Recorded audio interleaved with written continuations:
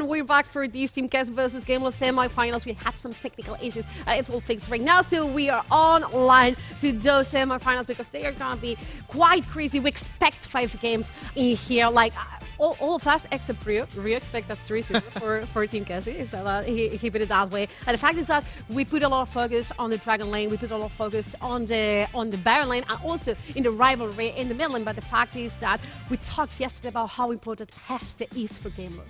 Yeah, Heste's been absolutely huge for Gamelord. I think Ryu likes to mention, you know, yes, Heste as well on Gamelord. I think when he's on these playmaking, aggressive supports like Galio, Rakan, when he's on them champions, he's really, really good. And it's really hard to ban him as well because we've seen throughout the entire tournament that teams have tried to go 5 bans against Heste, but he still brings out the Nami, the Lulu as well, so he's just really, really consistent. We have a lot of expectations when it comes to these series, a lot of you know, exciting plays, but guys, it's time to welcome our players into the stage.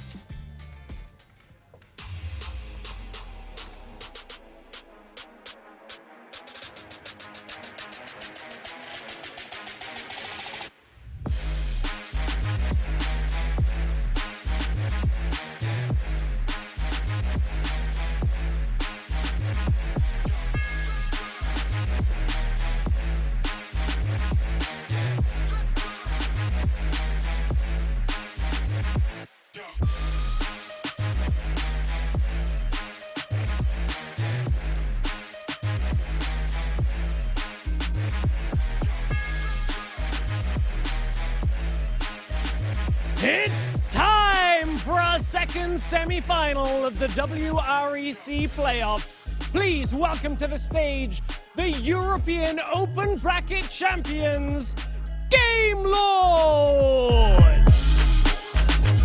In the Baron lane, Lonely Kid.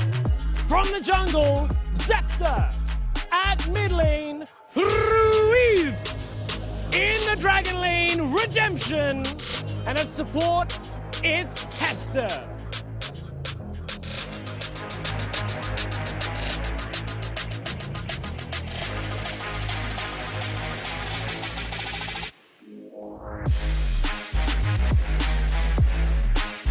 And their opponents, it's Team Queso!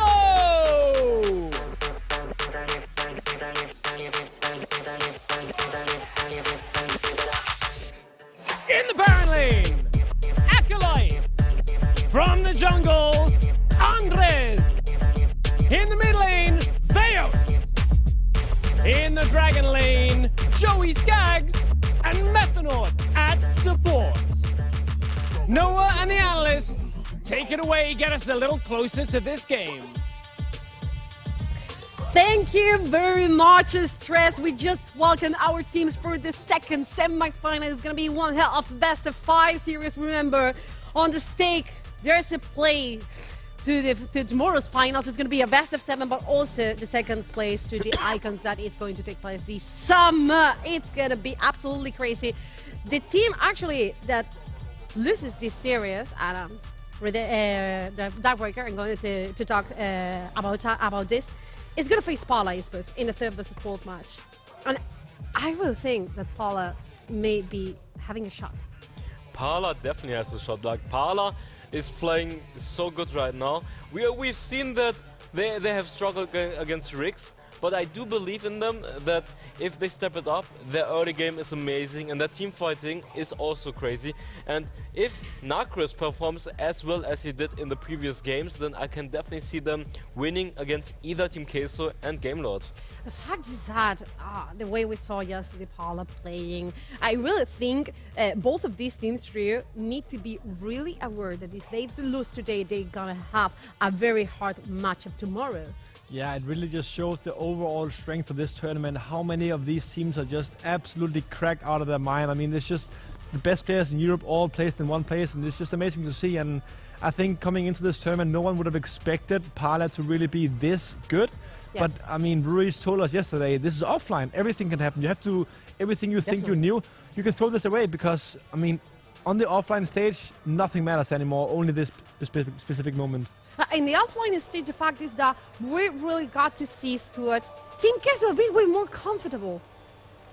Did it? Well, a lot more comfortable than Gamelord. A lot more for sure. comfortable than Gamelord. A Yeah. lot more comfortable than Gamelord. I think, you know, we can go back to their first game where they were playing this 4 support, with Andre carry, maybe trying to see if they can play this play style, but then they adapted as well. We spoke about it a little bit before. Yeah, Joey Skaggs on the Corki, Acolyte on the Renekton as well, showing that maybe it's not just a one-trick pony, you know, it's not just all about the Andre train. I really don't think so. Yeah, it's all about these other carries as well. Mephinor has popped off as well for on the support. Absolutely, the support role is going to be really, really, really important. But the fact is that we have in here Darkbreaker, probably the best junglers of the EU region. Yeah, Zefta and Andres Z. Andres Z was considered pretty much the best jungler at the Horizon Cup from the European region. And then on top of that, we have Zefta, who has been performing like one of the best junglers during the entire WREC season. And so far we have seen Zefta on that Aurelia pick being super, super good. And at the same time, we have Andreset, who's picking those hyper carry junglers, Yes. the Jax, for example, doing so much work. Yeah, definitely, but somehow it wasn't all about Andreset in the first day of the group stage. We really saw that he could be real and enable for his team as well. Yeah, and they also had to enable him, but when they enable him, he's just gonna pop off. But those blue players, I mean, they're amazing to see, and I think, you know, a lot of people who likes chess-like play and really likes to use their brain in the games, they're gonna watch Andreset and Zefta today, because maybe they're not only the best junglers in Europe, maybe they're the smartest players in Europe as well. Because if you want to be a jungler, you have to be really, really smart. Absolutely, yes, because it's not only about dual pathing, it's about knowing where the other jungler is, and you know, playing with the metas, like the fandom metas. Where is the other jungler? You have to be aware of your laners, but also help them to be successful. And this is where these two junglers excel. And in the game loss part, it's like, I really want to see, I really want to see them adapting to something else, because they are always playing towards the top side of the map, and that's so easy to read. Yeah, for sure. I mean, I think both junglers on either side are going to read that the Baron lane is going to be such an important matchup as well. But I think like jungle role in general is one of the hardest roles to kind of, like you said, adapt to, because junglers, you have to be at the right place at the right time all the time. You have to look at jungle paths on either side as well. You have to look where to gank, where to be at the right place at the right time as well. So, I mean, for those watching at home as well, if they're looking to try and climb solo queue, jungler is probably the best role, but also the hardest role to play as well. And speaking of being at the right place at the right time, we saw even Zefta yesterday, a really nice gank from Bambi against the Gamelord bot lane. He skipped the camp, went to the bot lane, but Zefta spotted that really quickly. He camped back and he actually counter ganked, and they got the first bot instead. So being aware and knowing where the enemy laners are and being, you know, really, really smart is just all about the jungle. And these guys, I mean, I can't wait to see what they're gonna do. Definitely, but the fact is that Tinkers is gonna face in Gamelord, and I mean, Gamelord comfort was everything when it came to the second day. Darkbreaker, it was all about, you know, the Ari, the Gary, maybe old-fashioned picks, to put it that way. But the fact is that effective on their hands.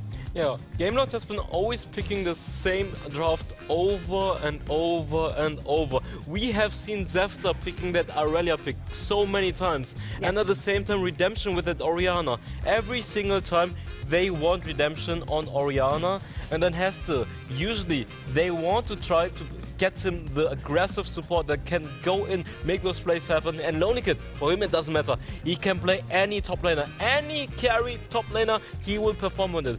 It can be Riven, it can be Camille, it can be Renekton, it can be Darius. He shines on all of those top laners. And I think Gamelord is just so much comfortable when they have those comfort picks. Yeah, absolutely, I agree on that, and that brings me on to the last keeping, because this is going to be one hell of a different team play styles clash. Stuart, when it comes to that, it's the comfort versus the adaptability. It's the comfort versus, you know, enabling also Andreset. So it's gonna be all about the play styles. Yeah, for sure. I mean, Gamelord have focused a lot on these teamfight champions, you know, like the Aurelia, like the Orianna as well. They even played like Vi as well, I believe, so trying to go for that delivery system as well with the Orianna. So Gamelord are all about team fights, but as we mentioned, you know, Andre wants to play more of them hyper carries. Maybe don't want to do too much in the early game and try and use the rest of his team to try and get Andre on that main carry. I mean, we spoke about trying to put all the eggs in one basket, but there's a reason why they do that. Andre is one of the best, if not the best jungler in this entire tournament and in the entire region as well. So it's going to be interesting to see if they do this. Is this a best of 5 as well? So they could maybe try it after game number 1, kind of limit test as we see in the best of 5 series, and then adapt after that to see what they can do. And up to die when it comes to the best of 5, definitely. I mean, pulling Gamelord out of their comfort zone really may be the key to take them down, but how do you take down Team Queso? I mean, it's an interesting question because we saw Gamelord yesterday, for 2 days ago, try to play those 80 carries in the bot lane. They picked 2 games of Varus. It didn't really work out for them. They had to go back to the mages in the bot lane. And on the other hand, Team Queso, they tried out the mages in the bot lane first. It didn't work out for them, and then they had to adapt towards the 80 carries. And that is also one of the most interesting things that Stuart said about the differences in playstyles, is that what worked for one team didn't really work for the other. Yeah, that's absolutely true. I mean, it's not about being reactive maybe to the other team's composition plan or maybe game plan. It's like play your game and try to give the best to that Africa.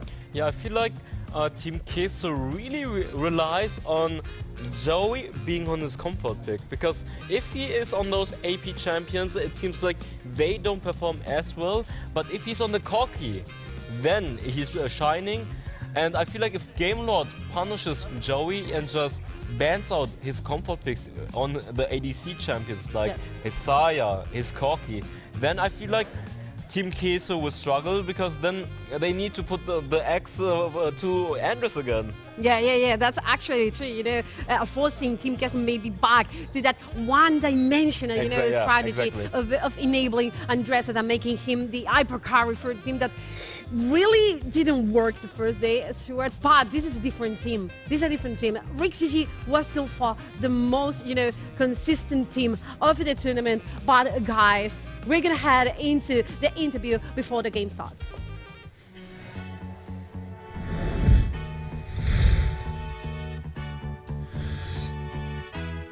Thank you very much, Noah. And I got the manager from Gamelord. And man, you made it to the semifinals. And if you win this, you make it to Icons. How are you feeling?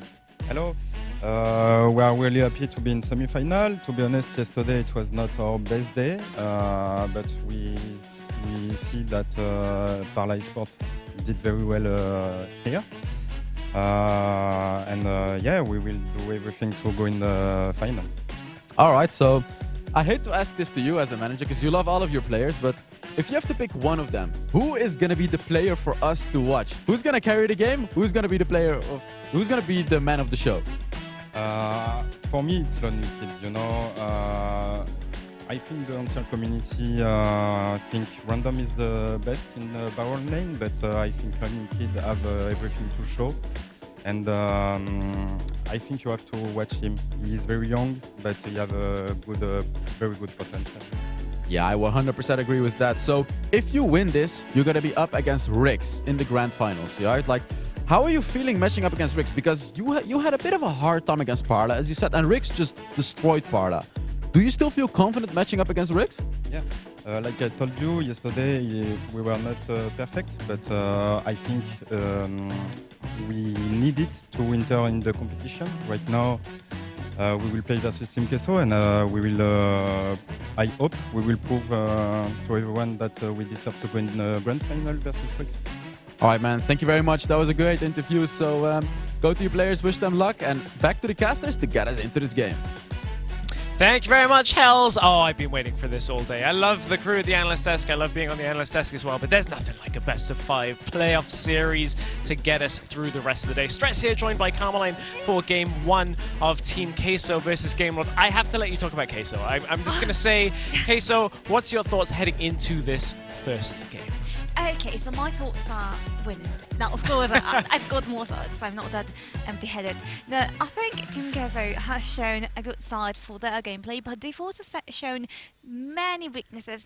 That is also to be said about Gamelord. So if they want to win the series, they need to keep their head cold, just mentally prepare for what might happen. Also because all the storylines that we've got here with the Vegas versus Riz, I mean, like, it's difficult facing an old teammate of yours. Yeah, there's a lot of kind of like added pressure in this game. I think that I don't think the players right now will be feeling. I was actually, before we were doing the intros, I was hanging out with Gamelord backstage, just getting ready to go on stage. That was the side of the stage they told me to walk on from. It wasn't my choice. But as we head into picks and bans, what I can tell you though is Ruiz, I'm not going to say it that way the entire way, and the rest of the team of Gamelord are actually really calm and collected, quite jovial right now. So I imagine it's the same from Queso. I know they're quite happy with the way that the team atmosphere is. And we go into a first draft. Gamelord and Queso have very different playstyles. The Analyst Desk had plenty of time to talk about it themselves and go through how it plays. So for those of you that perhaps didn't join the AD, here it's going to be all about the jungle for Queso, whereas Gamelord, we know that sometimes they draft towards Lonely Kid, but I think Hester on those engaged supports is a key pick. Yeah, and also, if we're talking about jungle, Team Queso's jungler, Stress, what's his name? Queso's jungler? I'm not going to say it because I can't roll my R's the entire time, but it's Andrev. No, it's not with a third or whatever. We're not doing pronunciation class here. We're actually going to talk about the draft, and it's going to be Rakan ban first. I think this is the perfect first ban from Team Queso, taking that away from Hester because they will first pick it for Gamelord. Irelia, Olaf off the table as well. Well, I mean, two powerful picks. You get away with the Yumi too. You're not going to be able to hook her onto Olaf. Lilies is still open, but Karma is going to be, banned once again. We saw her today in the previous series. Didn't quite work well for the team that picked her Parla in that case. So, they want to avoid that issue. And so are they going to be doing the same with the Jax and the Camille, both strong junglers. We've seen that period there and in the Baron lane. But for me, I think Camille being banned blue side on Baron lane focus is really big here because this always gives you information in game one of a draft. Is it says that Team Queso, while they value Camille very highly, it doesn't constitute a first pick in this matchup for them. Gragas, obviously we've talked about the flexibility. I think getting this and taking it away from Gamelord, because Gamelord were playing Ruiz on Gragas a couple of times in yesterday's group stages, tells you that Queso don't want necessarily on blue side to prioritize Acolyte over Lonely Kid for getting a strong pick. There are a few other picks that are still available that we've seen banned out a lot when we look through the draft. I say there's a few, but I'm trying to think of what the exact ones are. Riven, we've seen a bunch in the last few games. Yeah. She's been making an appearance mainly in the mid lane, sometimes rotating with Akali to the Baron lane, and the 6 is also going to be picked. I'm not totally sure where this is going. I mean, I know where it's going. You've got a good deal of AP and AD with the 6 you've got, and really good crowd control. We've seen what this champion can do with the satchel chart.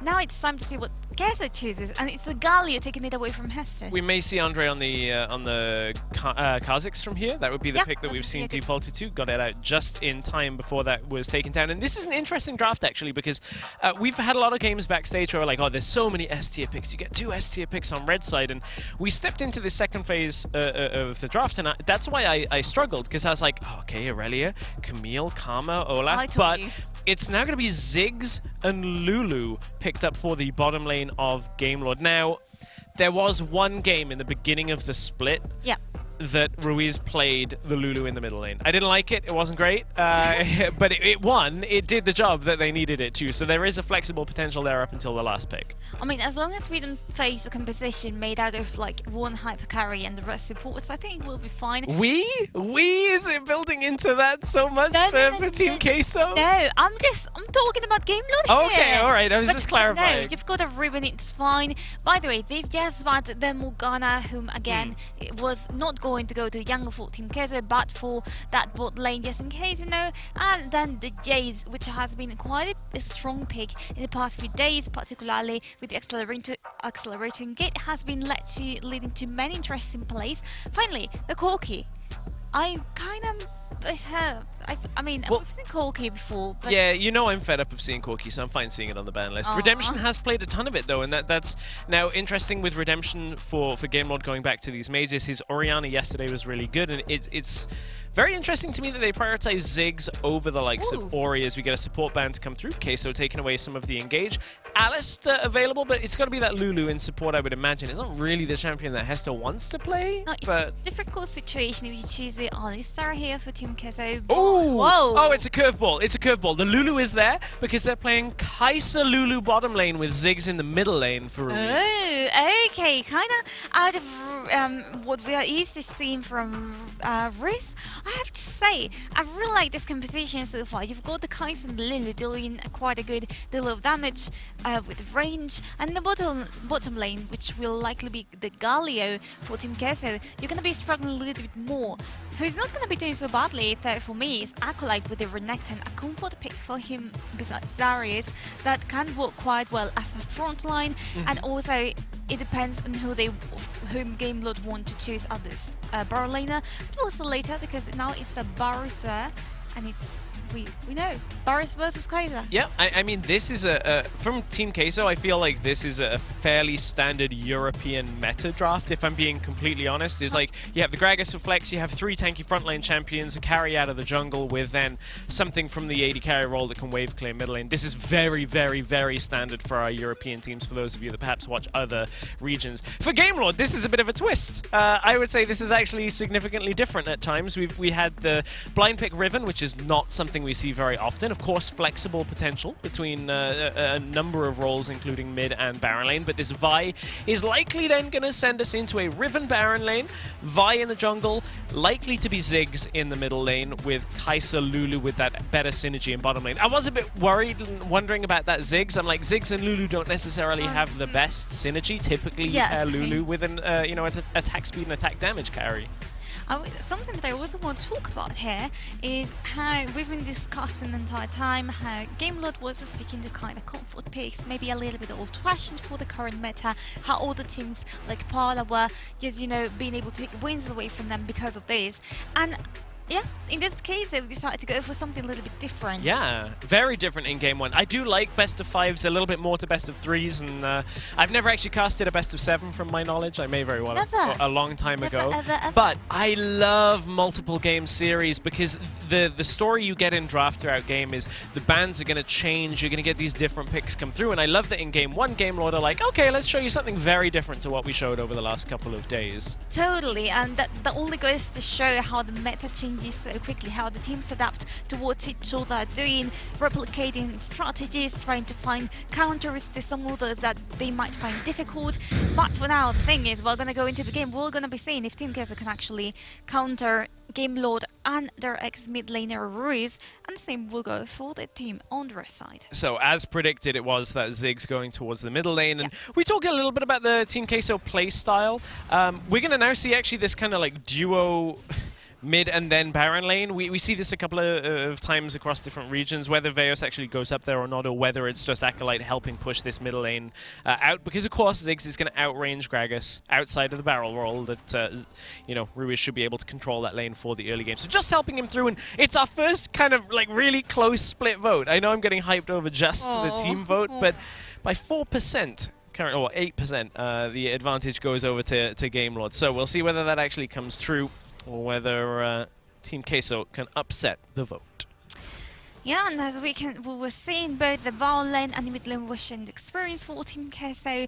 We've got Veus with the Gragas versus Ruiz's Ziggs, and I think that's going to be a very interesting matchup right there. If you've got lots of kind of controlling both of them, attack on the area as well. So Veus will have a little bit more difficulties doing this. The Varus will help him very clear, but also let's take a look at Andrew's set here, because that might be a good opportunity for him to rotate towards the top lane, help a little bit out Veus, and let Ruiz know, hey, you shouldn't just be taking risks. So this isn't specifically like Team Queso playing fully around mid lane, but it's actually a departure from what we normally see. We've talked a lot about how Team Queso focus on Andres for the early game and just in general giving him a lot of resources. This is now 2 members of Queso that have helped this middle lane matchup to try and at least steady the early game ship and allow Veos to get a little bit through the lane, healthily. Gamelord, however, had really good vision throughout the river. I don't know whether people tracked exactly how many wards, but there was the ward that Andre killed, one he was spotted on, and they know he's topside, so Lonely Kid is caught under tower, and even with all the information, Lonely Kid flashes out. It looked like it was close for a moment, but Queso take first blood. Gamelord knew that Andre was coming top, but they couldn't stop the Crocodile and the Bug. Now, Gamelord doesn't have anywhere to respond to this. The bot lane has to back away. They are coming back right now, losing a little bit of the wave right here in the Dragon lane. The mid lane is kind of even between the two of them. You can see it here in the gold. Not quite far away, and of course Lonely Kid here, the victim of this first kill, wasting both of his summoners, gonna be in a difficult position for the next few minutes as the objectives will start to spawn. So good start for the game for Team Queso, who already get a little bit of an edge onto Gamelord. A little bit of an edge already. Interesting. Like, not interesting in a bad way, but the build that Acolyte is going, sometimes we see Blade of the Rune King rush on Renekton, which gives you really strong side lane because you basically empower up your ability to, and you strike them 3 times, it hits the Blade of the Rune King, and you get all of the buffs, the movement speed. Going Black Cleaver to start this game. We'll see how that actually plays in through the rest of the game. I actually don't know the reason for that. Not being a top laner, this is not a matchup that I'm particularly familiar with, but it's just something of note as we go through this early point of the game. That's where Queso utilized that gold lead to try and get Renekton, who is oppressive if he's ahead, further into this game. Yeah, oppressive if he's ahead, not so oppressive, kind of useless if he's not. He serves as a human tank. But there we go, a little bit of a trade between both Acolyte and Lonely Kid, who was highlighted as the owner of the team, as someone to look up to in the future, and in this game, well, didn't have quite a good start. They will go with the back to rear figures going to him, and Team Queso doesn't want to stop the action here. Yeah, Team Queso want to continue this. Redemption now under the towers, trying to get himself away. Darts back in. Fancy footwork is going to get him out alive. Redemption, they had the Lulu ultimate. It was used, but he was already away from there. Didn't even use his flash, so Queso committed a lot down to the bottom side, and now Gamelord, they may very well start up this dragon because they have 4 members here. It's a 4 versus 4 on the bottom side with both Renekton and Ruben tracking down through the jungle. Zefta is on a ward. They know exactly how this is, and they're going to go aggressive. They're going to look for this first kill of the exchange, and it's Veos that drops and sent back to the fountain. In comes Lonely Kid from the top lane. Lonely no more as there are some friends around him, but there's also a big angry Crocodile. The Ignite looks like it was a thing to pick up the kill on to Methanaut, and that's the dragon going over to Gamelord. I have to say, Methanaut's rotation right here wasn't quite bright. It kind of led to the death of his teammate. If we see the play once again, I'll talk about it more in depth. But essentially, what this play has done is been splitting quite a lot. You can see here Methanaut trying to arrive with the Galio, but he's retained there by the 6. So now when they turn around and they go for him, he gets caught up there. Acolyte tries to save him, but there is no way he's getting out of there. Acolyte with a Renekton, with a Dominus, you're able to get away, but this just gives the dragon away to Gamelord, leading to them losing the gold advantage they had built. Gamelord playing around this bottom side, seeing whether there's help coming from Acolyte. Of course, one of the strengths of Ziggs when we look at this middle lane, regardless of whether it's in mid or in bot, it is always a difficult champion to break through in the middle lane. It just sits here, you're able to push things back away. And I find this an interesting playstyle, actually. This is a refreshing change where it's normally the Dragon laner sitting in the middle lane on these AP carries. This time it's Ruiz playing from that solo lane, playing through middle lane. I want to see how that actually goes, because even though Kai'Sa has decent wave clear, it's not quite as quick as Ziggs, right? And Ziggs is able to pivot down.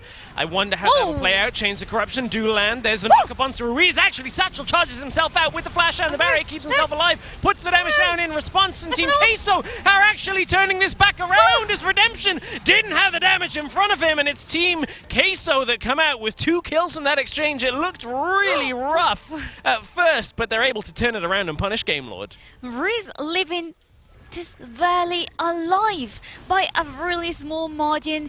It just barely do anything. This just leaves Team Queso to take the ripped health hit freely, and Gamelord just having to reset, go back there. We are taking a look at the fight again. It starts with initiation by Varys, and there you go. You've got Redemption trying to hit from afar, but they get caught up in this entire team fight. You see the Satchel snatch by Ziggs as well, and they've got no other option but to retreat if they don't want to get in even more of a mess. Yeah, that was nearly even 3 kills there, as Ruiz was just about able to get himself away from that situation. So could have gone even worse for Gamelord. And this is a very back and forth forth game, and we were expecting this to be a very back and forth series. To be blunt, Gamelord's performance yesterday was not as clean as we were expecting it, and Queso pushed WREC to the limit. So it's one of these series where I think we're meeting on a very even playing field between these two teams, and we're seeing it already in game one, where despite the fact that Queso get the first kill, Gamelord bounce back, then there's an overstep that allows Queso back into the game, and as we're taking a look at bottom lane, there's no real way of Queso doing this without the minions, and Gamelord are going to clear it out.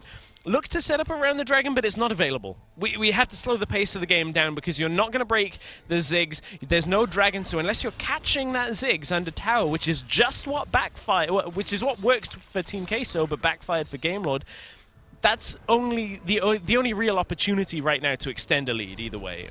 Whoa! We say that, but Lonely Kid's the one hopping out in the bottom lane, but that Riven has a lot of mobility and is able to stay alive. This is what I mean, is like Queso can't really find too much from this bottom lane. They need the tower first, and they didn't have the minions to get it. Yeah, that's a big issue. When you're gonna commit to play of this type, you need to know that the wave has been pushed now so that you can take the tower down. And in this case, it didn't, which is a little bit of a misstep, which is just leaving, okay, Acolyte is gonna stay here, split pushing a little bit. Lonely Kid sees him, so it's no secret for Gamelord that the team is kind of split. But right now, I think they need to know what to prioritize. It's gonna be Dragon spawning in about 10 seconds. You can see the optimization is coming through, the black cleavers on board Baron laners, the tree force for Zefta, tree force that has been buffed in the latest patch, by the way. So yeah, a little bit of everything right here, and it's a matter of if they want to go head to head or if they want to take it more cautiously and perhaps avoid dying. Change of items that we have to take a look at in the Kai'Sa build. Doom earlier built himself the Infinity Edge. I was talking to Stuart, and that is typically the build that we see. However, the attack speed from Blade of the Rune King may very well have activated the camouflage on Kai'Sa's second ability. I'm sure Kai'Sa Enjoyer Stuart on the analyst desk will be able to help us talk through this build a little bit later. Taunt is going to land onto Hester, who backs himself away, but Gamelord have already taken the Dragon. Rift Herald down into the middle lane, but still 700 health on that tower.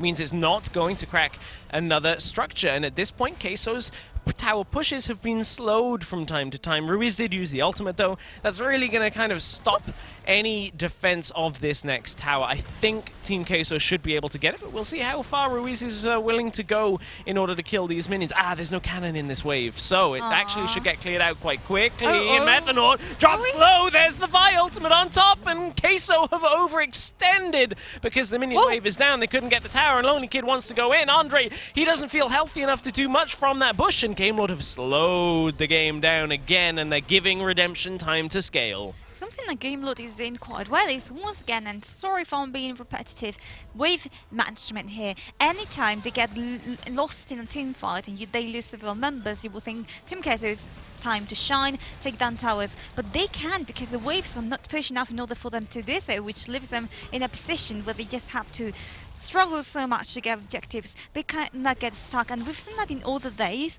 when they couldn't quite figure out what the next step will be. But for Gamelord, it seems to be quite clear. Take down the towers, smell down the front towers for Team Queso, and then open the map for yourselves with this Rift Herald. Yeah, for Gamelord, they know that they scale decently well into the late game with this Kai'Sa. I would argue they have the better scaling. Here goes the ultimate from Fire into the fight, but it's a 1 versus 2 from Zefta, who's forced out to stasis. That didn't hit exactly how they were looking for it, as that's another taunt landing. Lulu ultimate's been used to try and keep Zefta alive, and on the front line, it's all about Lonely Kid right now, picking up another kill onto the Varus, but he's got 3 members of Team Queso chasing him down through the top side as Andre is desperately trying to push the mid lane back out in order to get the tower. Hester's here to keep Lonely Kid alive. Mid lane is going to finally go down. I think that probably is the biggest prize from the team fight, but Team Queso ever so slightly advanced their lead.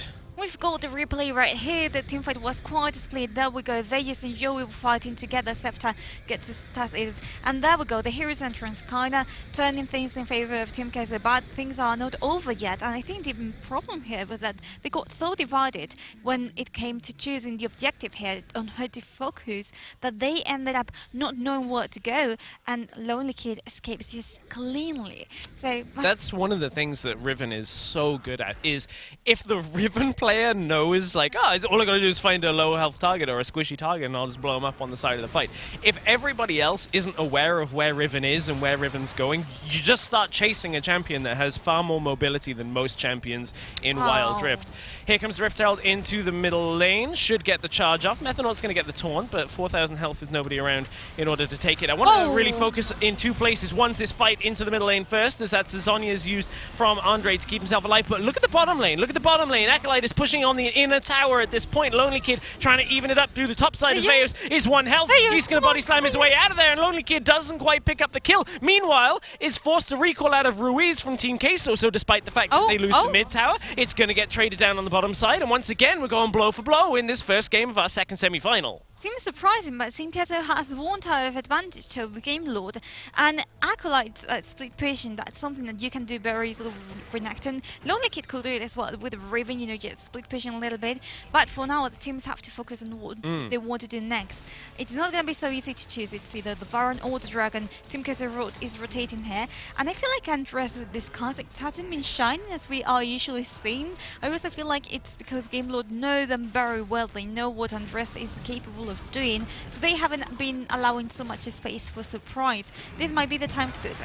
One thing I want to loop back around on is Joey. This is one of the games for Team Queso that he's on a more traditional marksman. We've seen a lot of mages, and it hasn't worked out for them, but there's the first kill of this fight. Acolyte is going to drop as Gamelord. They're walking through this fight with Zepta on the front line. Joey forces Stasis into the flash as well to get himself out. Methanol is ticking down. Is it enough to pick up the kill? Andre is down, and that means it's 3 kills total for Gamelord. Joey? It feels like they finally found their footing. It doesn't matter where Joey is on the map for Gamelord's sake. They're just going to go over to the Baron. They are making a lot of noise in the studio, and they are going to take the first Baron of this series. This can't be over just 14 minutes in, but I mean, that was so amazing for Team Queso. You had, I feel like they're not really coordinating. Joey, you were talking about him playing a more traditional. Joey. Whoa. How you doing? Not very well in this game as Joey Skaggs taken out by Lonely Kid. There's a lot of friends in that bottom lane, but they are not on Team Queso. Why VLN? Well, let's review this here. Acolyte, of course, the front line that goes away first. Reese with the 6 is able to keep on just, you know, seeing the enemy team from afar. And that is where the hero's entrance comes here from Methanol. They just can't do much. Actually, the viral helps the enemy team, helps Gamelord get that kill on to Galio. And in the end, Joey tries to escape, but he's spotted easily, and that leads to the kill for Gamelord, who are now free to take Dragon. Yeah, Dragon goes over, and whew. Gamelord, they're in full control of this game. This was close for a while, but I think with the scaling going over to Redemption from the bottom lane, the security that Ruiz provides from the middle lane, another Baron buff on top of it as well, I think there was a world in which Acolyte was going to try and split push this game. He had himself a BF sword, and I was wondering whether it was going towards a hull breaker. We'll check the items in just a moment, but look at how squishy Acolyte is. He went with that Blade of the Rune King's second item. We didn't touch on it since the very beginning of the game, so nothing completely out of the ordinary for Acolyte, but he certainly cannot withstand so much of this damage, and it means Lonely Kid on the other side of the rift is able to go toe-to-toe with Andre for now, can actually take that fight, and we'll watch the health bars tick down as Andre drops back in the lane. It's just a game of pushing these turrets slowly for Gamelord until they have the opportunity to move up with the cannon minions and push it down.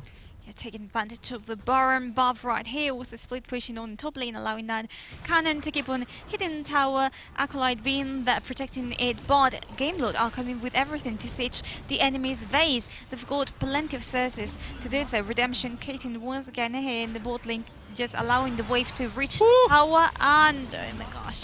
In goes Zepta. He's going to try and get this fight started. Actually still has the ultimate, and Andre kind of gets baited, but he puts the bait back with the stasis to keep himself alive. Gamelord, they're getting deterred from this, but they already picked up the kill onto Joey. It's 2 kills in favor of Team Queso. That will release the pressure valve and at least force us longer into this game. 2 inhibitors have dropped in favor of Gamelord. They're still trying to look for the third, and it comes off the back of Lonely Kid smashing Andre in the top lane, and Gamelord once again letting Queso have it in the studio. It truly is a Coca-Cola pop-off kind of game. Well, this is play right here with the chains of corruption from Varus. Yes, it's looking quite right, but nothing much could be done. And you can see Varus here, such a passionate player. He's always has been. And I can imagine when you're on a stage and you've got him in front of you, it might feel a little bit intimidating even. A little bit. I mentioned this yesterday on the casts that, like, I know that after Origin Series last year, Ruiz perhaps was not everybody's favorite person from the amount of noise that he made in the studio. The other players, I think, were at times a little frustrated, but you know what? I love it. I'm fine with it. I'm good with the banter in the studio between the teams, and I mean, this is game one, so if you're going to use all your energy, and use all your cooldowns, perhaps not going to go that well. Joey, I mean, we're at the stage of the game where Queso have to try and force plays. If they don't, this Baron's going to go over to Gamelord. It's going to just end. Acolyte has to drop down to the bottom lane, does not have teleport available, so can't hold through this lane. He's now got a Sterex on top of what he had from that BF sword. It was not a hull breaker. As we were expecting. Gamelord may very well be caught out. That's a stasis forced out as Ruiz has himself the barrier still available, but flashes out to safety. Mega Inferno Bomb's going to split the fight, and Gamelord, I think they'll take this pick and head back to the Baron. Maybe they want to just keep going, but the damage on the back end of that fight from Joey still has to be feared a little bit from this Varus as they head back to the Baron and look to set it up. Super minions push through the bottom side, so some Queso is going to have to engage on it. In goes Redemption, and Redemption doesn't quite exhaust anybody to start that fight. I was wondering all of that damage in response, but it doesn't matter. Gamelord, they're going to balance the damage through this fight. It's even going to be a kill going over to Hester on this Lulu, and it's going to be Gamelord taking game one. Double kill for the aggressive Lulu out of Hester. Triple kill for Hester to end game one.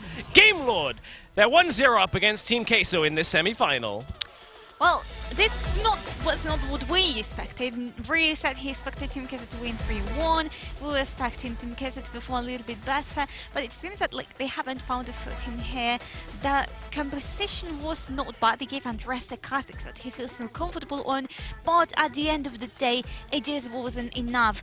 Just Gamelord, with what they were proposing with the Sigs, and the Riven and the Lily with the Wild Growth was much stronger than Team Queso's composition, and that has led them to their downfall. I'm going to be honest, this might sound easy to say from seeing the game at the end, but this is how I expect all 5 games to go in this series if it goes to 5 games. It's a game of, if Queso get Andre ahead and get him a lead in the game, I think they can take any game from that position. However, they didn't in game one. Gamelord were able to hold them back, and Queso were playing a little bit off their normal style, a little bit towards what European meta has been, but I think it wasn't a bad showing from either team. Gamelord will take game one from a very close beginning of it. When we come back, we'll break down game one and head towards game two.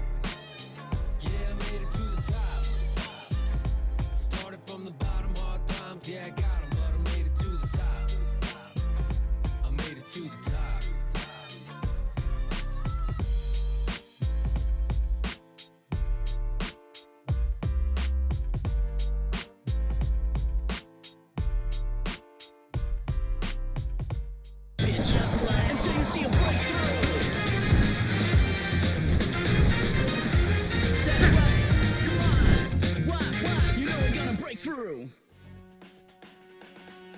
Hello everyone and welcome back to the WREC Championship semi-finals. We had the first game versus between Gamelord and Team Queso, and Gamelord in the end held several. They got the game. They got the game indeed, and honestly, they did great.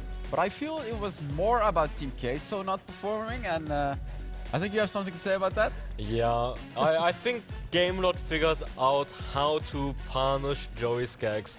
Like I said in the beginning of the analyst desk, if they focus on his comfort picks, Morgana, Corki, especially the Corki. Yesterday on the Corki pick he was so amazing and they banned it out, and now that he's on a Varus pick that doesn't have as much mobility as the Corki pick, we have seen that he got punished for his mispositioning. Zefta is catching him, Lonykid is catching him, and because of that they are kinda losing those fights because every time he's just getting caught. So I feel like he needs to step it up or otherwise Gamelord is gonna run away. Yeah, definitely. They ran Joey out of his comfort zone. We saw the Redemption get to play some hyper carries, I would say 80 carries. It was a guys, but I don't think that the highlights were on this Redemption because we have a name for this game, and it's Lonykid. Lonykid was fantastic this game. We saw him picking Riven up, as Hell said earlier. This champion is broken as hell, and Lonykid really showed just how strong this champion is. As you can see in this team fight, actually, speaking of that, Lonykid has done a fantastic engagement. He jumps over the wall, catches off the Varus later. That's an insane positioning. I mean, he just understands how this champion works both mechanically, but his game sense is also just incredible, knowing exactly where to go, when to go, the places, and you can see it. I mean, this game was just a Lonykid montage, honestly. Like, the champion is broken as hell. I think maybe Team Queso should probably hire Hells as coach for this game.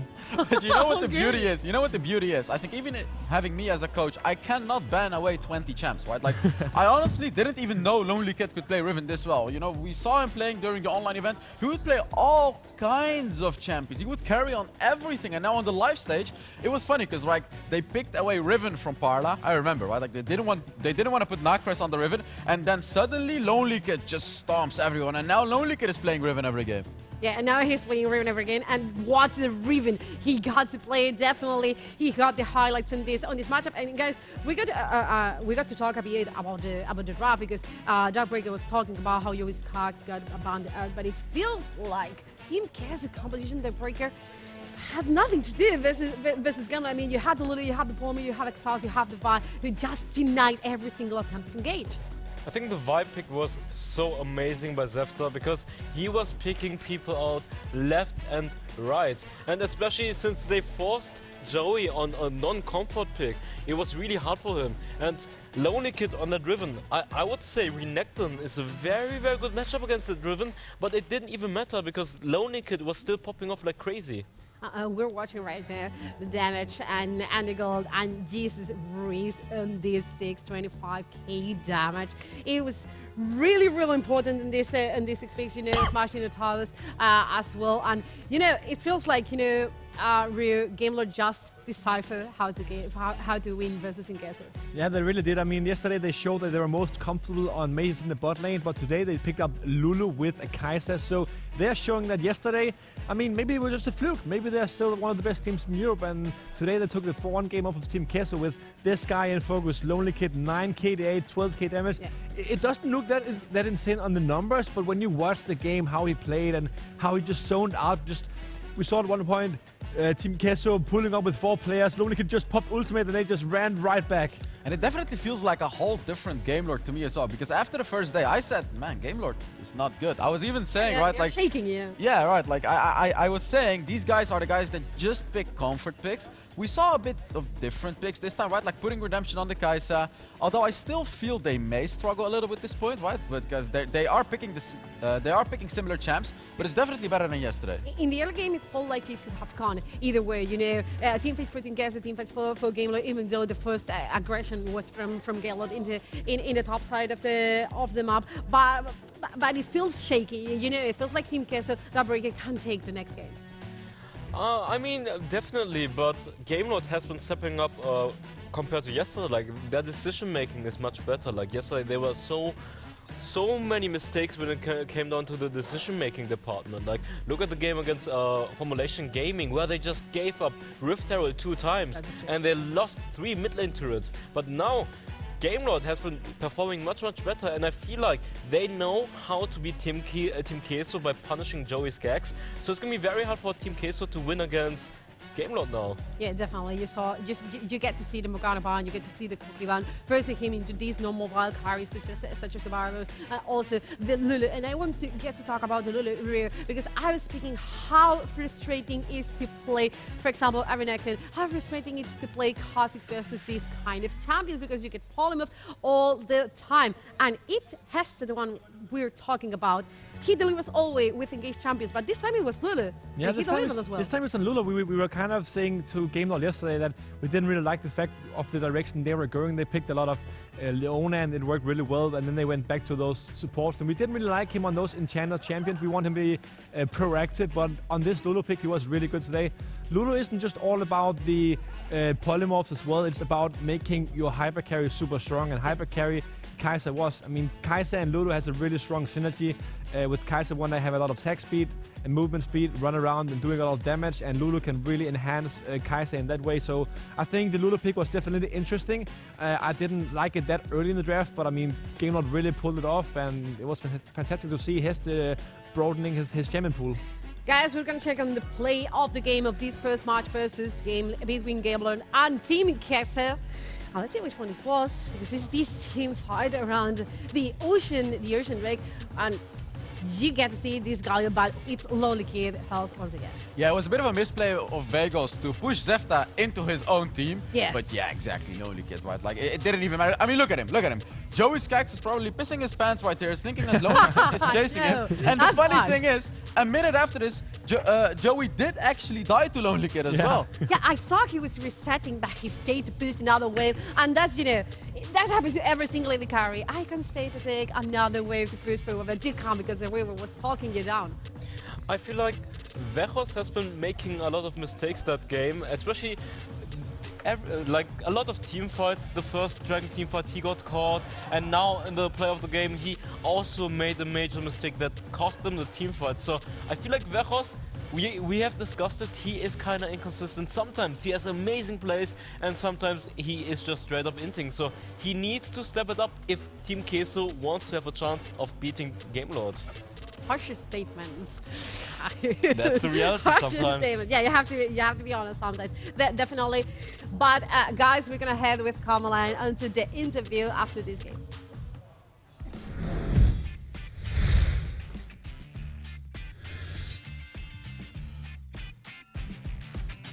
Well, I'm here with Elke, coach for Team Queso. Welcome, Elke. I know that first game was a little bit difficult for you guys, but I want to know, what were your thoughts when you were watching it? What were you thinking? Honestly, I think we actually played quite well the early game, the mid game. We committed a little bit of few mistakes that I think very first time for the semifinals on stage, very first game, I think it can happen. But I feel like if we keep going with the plan and how we're working, I think it's going to be fine for us. How do you plan to just retake this game from Gamelord? Because there are a lot of stories between you guys, like Breeze, changing teams and so on. But how do you plan to take them over and win this next one? Just give me some clue here. I think it doesn't need, we don't need to take them over. I think we just need to play like ourselves. And we know that we can play much better than any team here in Europe, and we can beat anyone. So we just need to keep with the strat.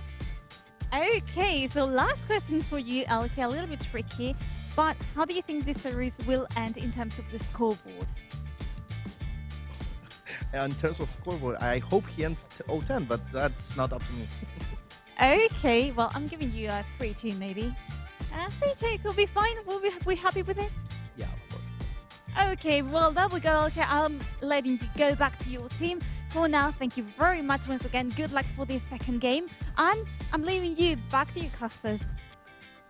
Thank you very much, Carmeline. Stuart has swapped in with Carmeline for Game 2 of this series as we continue our swaps around in this casted-esque meta. Speaking of swapping metas, I feel like Team Queso kind of got banned out. I don't think their comp was bad, right? Like, I actually think the comp was good for the meta, sure. but not for Team Queso. Yeah, I think Joey, the second rotation of bans by Gamelord were very good. The comfort for Joey at the moment is this Morgana and the Corki. They banned them both out and forced him on the Varus, and I feel like his Varus didn't really perform too well. He got caught out way too many times. Sometimes it was his own team with the Gragas as well. A little bit of an in-play by Veos, kind of bringing the vibe towards Joey, but sometimes it happens. Obviously, mistakes like that happen. But I think other than that as well, like Joey has overstepped a little bit too much at times. So I want to see how Team Queso adapt their draft as well, because now they lost the previous game. They're probably going to have side selection, and I wouldn't be surprised if they pick the red side. Yeah, they will have side selection, and they are going to go, I would imagine, to red. We haven't had that confirmed. We'll see when we get into game. I was speaking to you in the first draft. I think one of the most interesting things about Team Queso's draft was the fact they blue side banned Camille. And I know they wanted the flex of the Gragas, and that does make sense to me in general, but it kind of tells me that they're not trying to play through Acolyte, at least in that first game. Otherwise, if Camille's open, I'm just like, well, you just pick the Camille, right? Like, because you know that the way the Gamelord are going to draft is they're going to take away picks from Andres. Yeah, for sure, and that means that like Gamelord were able to ban out the Olaf and the Jax, some hyper carries that we know that Andre plays. And to be honest with you, coming into the draft as well, especially that first phase of the draft, I really felt like Team Queso actually did quite well in the first phase of the draft. Yeah, they first picked the Gragas, and then Gamelord went for Riven and Ziggs priority, which is something a little bit different, but that means that Team Queso were able to get Galio on top of that. So you have the Gragas, you have the Galio on top as well, and then you also had the Kha'Zix over on Andre, but I think the Kha'Zix performance wasn't that great either, and definitely struggled a little bit because Gamelord were always grouped together, I felt like, and as a Kha'Zix, you want to try and get the isolated damage, but as we mentioned, Team Queso most likely on the red side, and that's going to be the case. Surprise, surprise, swap up comes through as Queso. They will have the counter pick available now. We'll see where exactly they use it. Jax off the board, Galio taken out already. That is... that tells you the value that Team Queso put in Galio, banning it on red side. So that means we have to assume they'll ban Karma. So Camille, I would think, has to be red side ban 3 here, because Gamelord will first pick it if it is available. They're the type of team that can put that for Lonely Kid and just say, okay, we're happy with that.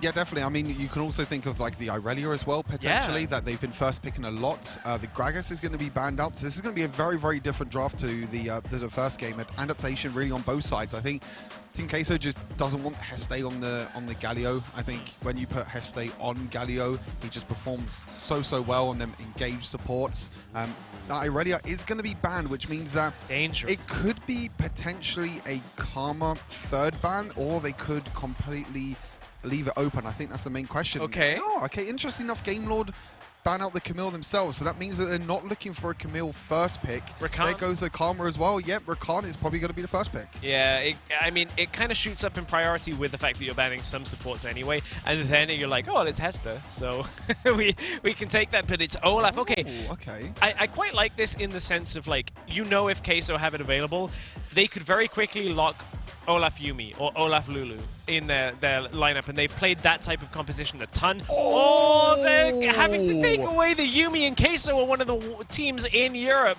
that have actually played the Yuumi, but with Lulu still available, how much do you think? Oh my god! Oh, Queso go full protect the carry.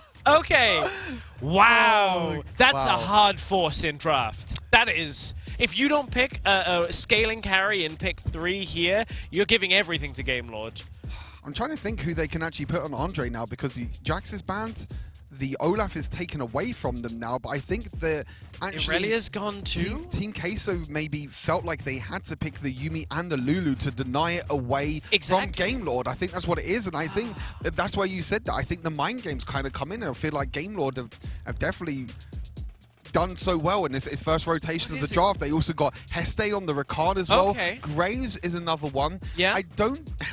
I don't really like it, to be fair, because normally with like Yuumi Lulu, you go for like Ardent Sensor, for example, which means that, you know, you get the attack speed, but Graves doesn't really need the attack speed, but the extra damage that Yuumi can give, the extra healing and shielding can also be good. So I wouldn't be surprised to see if that is going to be a Graves jungle over to Andre. But as I said, on the other side, you got the Olaf as Zefta, you also got Heste on Rakan as well, and you still have that Ziggs priority, which is really interesting for Gamelord. What I would say about that Graves jungle, if it is jungle, yeah, that for is, we've seen how much it can do in the late game fights. Like Nakrez demolished yesterday. I think it was Formulation they were playing in that game, but got the pentakill and basically like shut Formulation out of the tournament for Parla. I mean, yes, you're right about the attack speed, and you absolutely are, but I'm like thinking about like a Graves that doesn't die already, now with 2 enchanters, could very well be difficult to deal with. I like the Vayne ban here. For those of you that haven't watched, I know we've talked a lot about how Joey hasn't played AD carries, but one pick that has been consistent in the back pocket of Team Queso when they've needed it is a pick like Vayne, who scales very heavily, and I wouldn't be surprised for Queso to pick up a second scaling threat from the AD carry role. I don't know whether it'll be the Zyra or the Kai'Sa, something like that, but it hasn't been Joey's strength recently.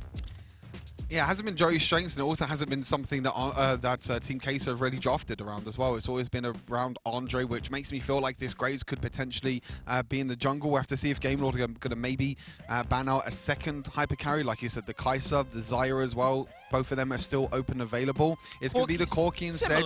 Yeah, for sure. I mean, I think it's totally fine. I think Joey has looked good. He looked good yesterday. Not yesterday, sorry, 2 days ago on the Corki. So really, really nice bans by Gamelord. Now I feel like you kind of have to pick the AD carry here for Team Queso to kind of leave that flexibility open. Or are there any other enchanters like an Orianna that you're just, like, it's not a good lane synergy, right? I'm not talking about like specifically for bottom lane, but like, are you going triple carry? You're going triple protection. Is Shen up into the top lane potentially? Graves, of course, can swap around. This is Queso quite literally putting every single egg in the Graves basket, which we think is going to Andre. Whereas Gamelord are like, oh, okay, I guess we'll just draft kind of standard and let you do your thing. We saw them do this a few days ago as well. It didn't work. Really, yeah, of course, it didn't work very well. I feel like they have a better approach though this time. Redemption again picking up the Kai'Sa. I did like it in the previous game. It did go for a bit of a different build, a bit of an older build than what we used to see. We saw Doom play Kai'Sa as well, but he was going for this Stormrazor Infinity Edge, a lot of attack damage, but Redemption went for the older build with the Blade of Ruin King, Runa's Hurricane, trying to get the third ability evolve as quick as possible, and a Kali as well, which is going to go in the hand... So is that top lane Akali into Shen? Ooh. Yeah, top lane Akali, I would imagine, into Shen. I was going to say mid, but I was like, yeah, they got Ziggs. But it's Ruiz is going mid lane on Ziggs, so we're having a return to a different meta now. Team K, so do you pick another enchanter? Do you pick another pick that is going to keep this Graves alive? Morgana is open. I thought it was down earlier, but you very well are true on that. It could very well be the Morgana. I want to see a hyper carry here for Joey. I feel like putting everything in Graves is going to be... Well, I mean, technically it's a late game carry. I mean, technically, if we're being really pedantic about it, and Nasus doesn't die late game and will two-shot everyone if he gets there, but this... I don't know that it's exactly what I was expecting. I need someone to, like... hold you. I don't know what... I don't really know what to think, to be honest with you. I mean, you know, it could be crazy. It could be... This is going back way, way when PC League of Legends, when Graves was old Graves. Don't do it. Graves duo lane with No, well, I think it's Graves in the jungle, right? Oh, yeah, Shen I think top it's, lane, Nasus down in the bottom lane. I thought you were about to say full roaming Yuumi, where you leave Nasus on his own and he just farms up on the side lane for like 20 minutes and you literally play like River Shen, River Yuumi, that type of thing, which we haven't seen that in Europe. We haven't seen too much, and Shen, this is our first game that I can recall with Shen in Europe. Random played it. Random played it, okay. Day one Random played it, and he actually popped off as well. You're right. On the Shen. I wasn't casting that, so, you know, it doesn't exist. It doesn't exist in my metaverse. This is the Team Queso that we know, though. This is the Team Queso. I mean, we've cast them a lot as well during the WREC and obviously other community tournaments as well. This is the Team Queso we know, and actually, this is a similar comp that Team Queso played before in the community tournament when they went for, you know, Veos with the Lulu mid. They went for the Lulu support, Lulu mid, sorry, and then the support Yuumi as well, kind of that combination of all the shielding and all the healing, and it's going to be in the hands of Graves. And Andre, you know, he's done it before and now he's going to have to try and do it again. It didn't work before, but I have confidence in Team Queso. But it's going to be Joey. I never thought coming into this tournament that I would say that Joey Skanks is playing Nasus. I was like, okay, AP That's Mages, fair. we've seen him play some AD carries, but Nasus? maybe this is something, you know, that they've planned this whole time. But you know what? There have been multiple teams that have played the Nasus in the tournament so far. We thought NASA at first, okay, they had the Cenoband, and it was Unicorns having the Cenoband and then just forcing the Nasus. Then WREC played Nasus in one game, from what I remember. It was the game they lost, actually, right? It was top lane random, just got kind of outclassed and pushed. And then they also played it in the previous best of 5 then they series, played it again. So it's not out of the meta, right? No. We have seen it enough that I'm like, okay, it is a pick. But what looks ridiculous is on the minimap, Nasus with cat ears running around in that bottom lane. I mean, the one thing is, can Redemption has to do enough in lane to actually stop this Nasus from farming? Do we think it's going to be AP Nasus? Do you think it's going to be like a tank, the traditional siphoning strike with the Sheen item? No, I think it's just going to be AP Nasus. I think that's the traditional thing in the duo lane, especially because he's going to go Font to Life as well. So he's just going to keep spamming out his third ability. But the interesting thing, you know, the reason why I don't really like this combination is that Font to Life, you're not really going to proc, as well as Hestate's going in, and it's going to back off. Nasus literally is not going to die when he's got Exhaust and Wither up at this point of the game. It's not enough damage coming from Redemption.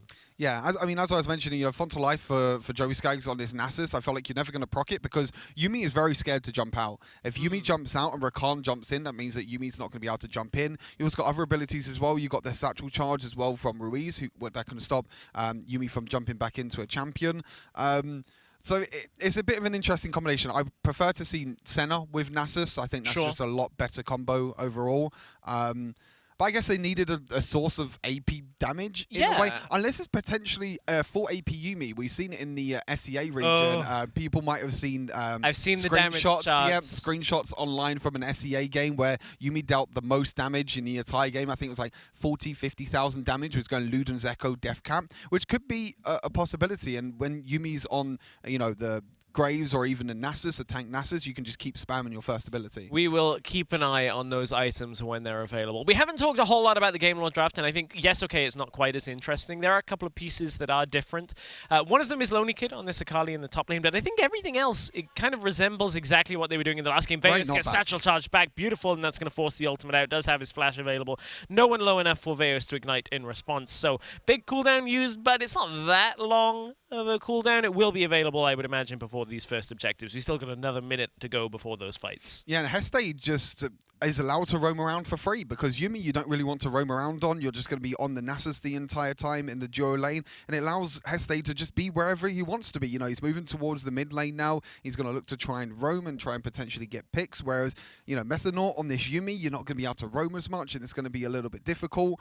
So yeah, I mean, like you said, you know, the Gamelord draft is kind of similar to the one before, you know, with the Ziggs and the Kai'Sa as well. But now they have Lonely Kid on the Akali, which is going to be an interesting matchup against Shen, because I feel like Shen doesn't really have as much damage as what he does in PC League of Legends with, you know, in terms of the laning phase. You don't have Titanic Hydra, kind of, you know, hinders the way that he can push a lane out quite so much. I mean, he still, of course, will protect people, and I think that's one of the key things here is the taunt lands under the tower. Lonely Kid are actually going to lose that trade just because of the way that Acolyte managed to play that with some tower aggro. One of the things I think that really is going to be the decision, or, you know, decisive between these teams is Team Queso's comp is made to make sure they stay alive. If Gamelord win fights and get so far ahead that all of these ultimates down the line from Team Queso don't do enough to keep them healthy, then Gamelord easily run away with this game. Like, there is no way really for Team Queso to play if they even start losing a few of these pieces early on. Yeah, definitely. I mean, interestingly enough, Graves, Andre is going for Bloodthirster first item. Not dying. Yeah, exactly. I mean, I thought that he had enough shields and heals this game, but I guess he wants even more healing with the physical vamp. But my favorite thing is, so Kai'Sa gets Executioner's Calling anyway, but this is like the value Executioner's Calling that you've ever seen. Like the highest tier, you're like, perfect. Divine Sunderer healing, you got the Yuumi healing, you can even get, like, you know, Lulu healing as well. She goes Harmonic Echo. It's the perfect Executioner's Calling game. Redemption's like, sure, whatever. I'm buying it anyway. Rift Herald used up in the top lane, so trying to force at least this top matchup where Acolyte... of course, on a Shen, you always want to be able to kind of have some kind of lane control and then ult away to a fight when you have it. But with Rift Herald, it puts the pressure on, gets the first tower of the game, and Gamelord are in a pretty good position. And there's a Gamelord using the Ziggs ultimate early on to make sure that wave is cut, so that with the Rift Herald charge, they won't get the tower top side, but it's just a little bit more going over to Gamelord when it comes to map control. I really like I'm going to stop talking because Heste might be a bit cold, but no, they got this. They got the Scrying Orb. They know that they're in that bush. But yeah, I really like that Zefta is focusing on a Lonely Kid and Akali this game, because I feel like if Akali can get ahead and if Akali can get a little bit of gold, the items that she can build, she'll be able to potentially one-shot before even the heals and the shields can pop off. And I think that's kind of the win condition really for Gamelord, is that if Akali can get ahead, if Zefta can get ahead as well, they can both run in, and even on top of all the heals and shields that Team Queso have, you can try and one-shot, and that one-shot potential as well from Lonely Kid is there. And it's interesting that it's only Joey with an exhaust as well, and most of the time you don't think that really Joey's going to be the same as Andre. I would have liked maybe exhaust on Methanaut this game, which would have been really, really good, because I think the main focus for Gamelord is just going to try and kill Andre. And when you have a Yuumi on top of you, or even a Lulu as well taking the exhaust, because they're the ones that are going to be close to Andre the entire time, whereas Joey might not be there and might not be able to exhaust the target that they need to, like the Akali. Right, that's a very fair point. We'll have to see how that exhaust interaction goes as the game gets later. Decent leads on the top half of the map for Gamelord, I would say. Like, you're looking at a couple of 100, 500 here and there for pretty much lane by lane. The thing about that is Team Queso's composition, however, has a lot of hidden value in when they're grouping. And I think that is where you've got to look at it, is yes, on pure paper, like Gamelord's advantage is a good one for now. But I think in a 5v5 team fight, Team Queso still have a lot of potency. We're not even anywhere close to the point of the game where Team Queso's comp comes fully online, but they're still quite threatening. With this, Graves has decent damage in jungle skirmishes to start off. Yeah, and I feel, again, it kind of goes back to my point. I feel like Game will have to try and burst and try and win the fight early, because I think the longer the fights go, the harder it's going to get for Gamelord, because Graves will just be able to dash around, be able to use, you know, auto attacks, all the heals and the shielding as well. But Stress, this is a very passive game. Very slow. Of WREC. I was about to say, 7.5 minutes in, and we haven't had a single kill yet. I was about to say, don't be deceived. This is the Wild Rift European Championships, or I should say EMEA Championships, as we've already had it proven to us that Parla, coming from the Turkish region, have done well enough to put themselves into a best-of-5 tomorrow for a potential Icon series. So those of you that did not catch our first semi-final, despite the fact it was a 3-0 to WREC, I still think that Parla have shown us a lot over the last few days, and certainly can go toe-to-toe with either of these teams. This is our second semi-final between Gamelord and Queso. Gamelord leading 1-0 in this best-of-5. Winner advances to the final and automatically qualifies in some way to Icons. Loser goes on to face Parla tomorrow. Yeah, I think that's kind of why these teams are really playing passive. I think the first game was a little bit hit and miss really for both teams. It was very back and forth early game, but this game you can kind of feel that, okay, the tensions are rising. You know, Gamelord are already 1-0 up in the best-of-5 series, so both of them, there's so much on the line. You know, you win this, you go to Icons. You lose this, you have to play a best-of-5 tomorrow in that third-place match and try and get that third seed going into Icons in a few months' time. It's going to be 20 seconds until that Infernal Dragon, and I feel like the extra damage that Gamelord can get from Infernal Dragon can also be very, very important. But it looks like for now they're just going to go towards a Rift Herald again. So Gamelord trying to get the early game advantage as much as possible with the Rift Herald first in the first Rift Herald, sorry, and now with the second Rift Herald, which they could potentially use to try and break that mid lane tower. Yeah, we will track that as the Infernal Drake spawns as well. That's where Queso are going to go, but look at how quickly that Rift Herald has been taken now into the middle lane as well. I don't think that Nasus, you know, ability 3 is going to be enough to hold it, and it's actually been used already.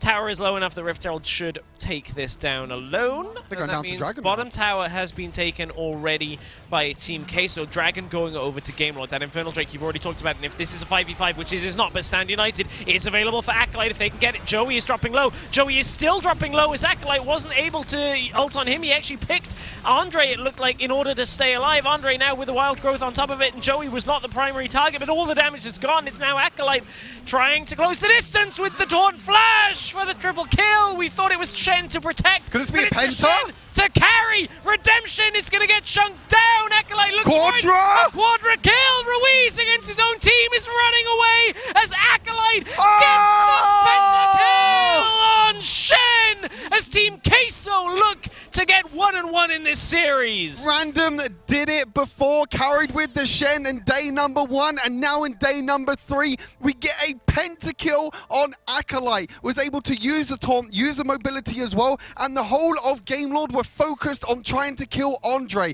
All of the pressure, everything was in Andre's hands. All the healing, all the shielding went there, but meanwhile, Acolyte was like, okay, I'm just going to run in, I'm just going to taunt, I'm just going to auto-attack, and with that Divine Sunder as well, it's a more of an aggressive build, and now Team Queso, they're going to get the Infernal Dragon on top of this. This is huge for Queso. I was like, where is Acolyte? Where is he in the fight? Screw protecting people, get the pentakill, end the fight, make sure that Team Queso are well ahead, and now we end up in a very interesting situation, because Queso, again, with time, Graves will be fine to carry, Nasus will be fine to carry, but Shen provides this huge beefy front line in these fights and the damage on top of it, so I think that might very well have bought Queso enough time to hold through this game. Do you know what the crazy thing is as well? There's 2 towers over to Team Queso and 2 dragons. But we're going to take a look at the Coco pop-off. I mean, I want to look at Acolyte in this entire team fight. Ulti's on top of Andre and jumps straight onto the back line, onto Ruiz. And just about the protection, and Acolyte's really the cleanup, to be honest. He's just going around auto-attacking, using the taunt as well. This taunt flash here was so good. The timing of the flash there was clean. And I don't feel like Acolyte actually did a lot of damage this fight. I feel like Andre did so much damage, and Acolyte was like, okay, I'm just going to walk around. I'm a tank. No one's going to attack me at all. Everyone's trying to focus on Andre, and there we go. A Shen pentakill. That's definitely something I wasn't expecting coming into WREC finals. I was half expecting this to be me on the Coca-Cola pop-up because I've been waiting for months for a pentakill. Finally got one. Finally got one. We can move well on now. I will drop that from my challenges of this split. We finally got one. Team Queso, however, I mean, it's their only 5 kills of the game. That's how ridiculous this is. Like, they've been playing this game out so slow that there's just like 1 fight, pentakill, all right, we scale. Do you know what the funny thing is as well? Even after that pentakill, Team Queso is still behind on gold as well. I mean, again, yeah, it's the kind of thing where Gamelord have done such a good job, and now they want to keep going, although that final chapter may very well be one of the final ones of this game, as that's another kill going over to Queso as they will scream through the studio. Big Zig's ultimate. What? A Lonely Kid? Where did Lonely Kid come from? What? But it puts him to his doom as all the way across the map from downtown. That backfired. Lonely Kid was not expecting that. Lonely Kid? Wait, was it the Shen ulti or something? I mean, hopefully we get a replay or something. Yeah, hopefully we get a replay of that. You're about to earn your pay on this one. I want to see this in full glory. Here comes. Oh, here it is. Oh, it is. How well timed is this? Blind? Okay, no. So perfect. I was gonna say is that blind, and then I realized it was Lonely Kid ulting all the way across the map. And he did to 5 people. It was blind from Lonely Kid. He just arrives. He's like, oh, well, that wasn't what I was expecting. He was lonely in the duo lane, and then he went up. He was like, oh, I've got some friends here, but they all just want to kill me. They don't want to be my friend. But very well played. I feel like Heste this game on the Rakan, the engages have not been there. We've used to seeing Heste being so well performed on this Rakan. You know, the original team fight when Acolyte got the pentakill kind of messed up the combination of the ultimate and the knock-up there as well. The engage in the barrel lane, the knock-up wasn't there. And Andre, you know, even though Andre is the main carry, it's basically him being a tank as well at the same time. You know, he's doing a lot of damage, and Heste again going in. Yeah, again, kind of missed the first the part Shen ulti though, the shielding. Yeah, the Shen ult keeps him alive. That is Methanaut dropping down, and Gamelord maybe think that they have at least a little bit of an opportunity here to turn this back around. Baron is available, and one part of this composition from Team Queso is not here for 27 seconds. Olaf has started up the Baron. I'm going to say it quietly just in case. I don't think the players can hear me, but I think they would have had vision on it already to begin this one, and Team Queso know that without their full composition there is no point in fighting and not a lot of point of contesting. Whoa, stress this game. This game is crazy. I mean, the first game was really, really close, and the second game's even closer, and I feel like this is what we expected coming into this series as well. Oh, I don't know that we expected quite this.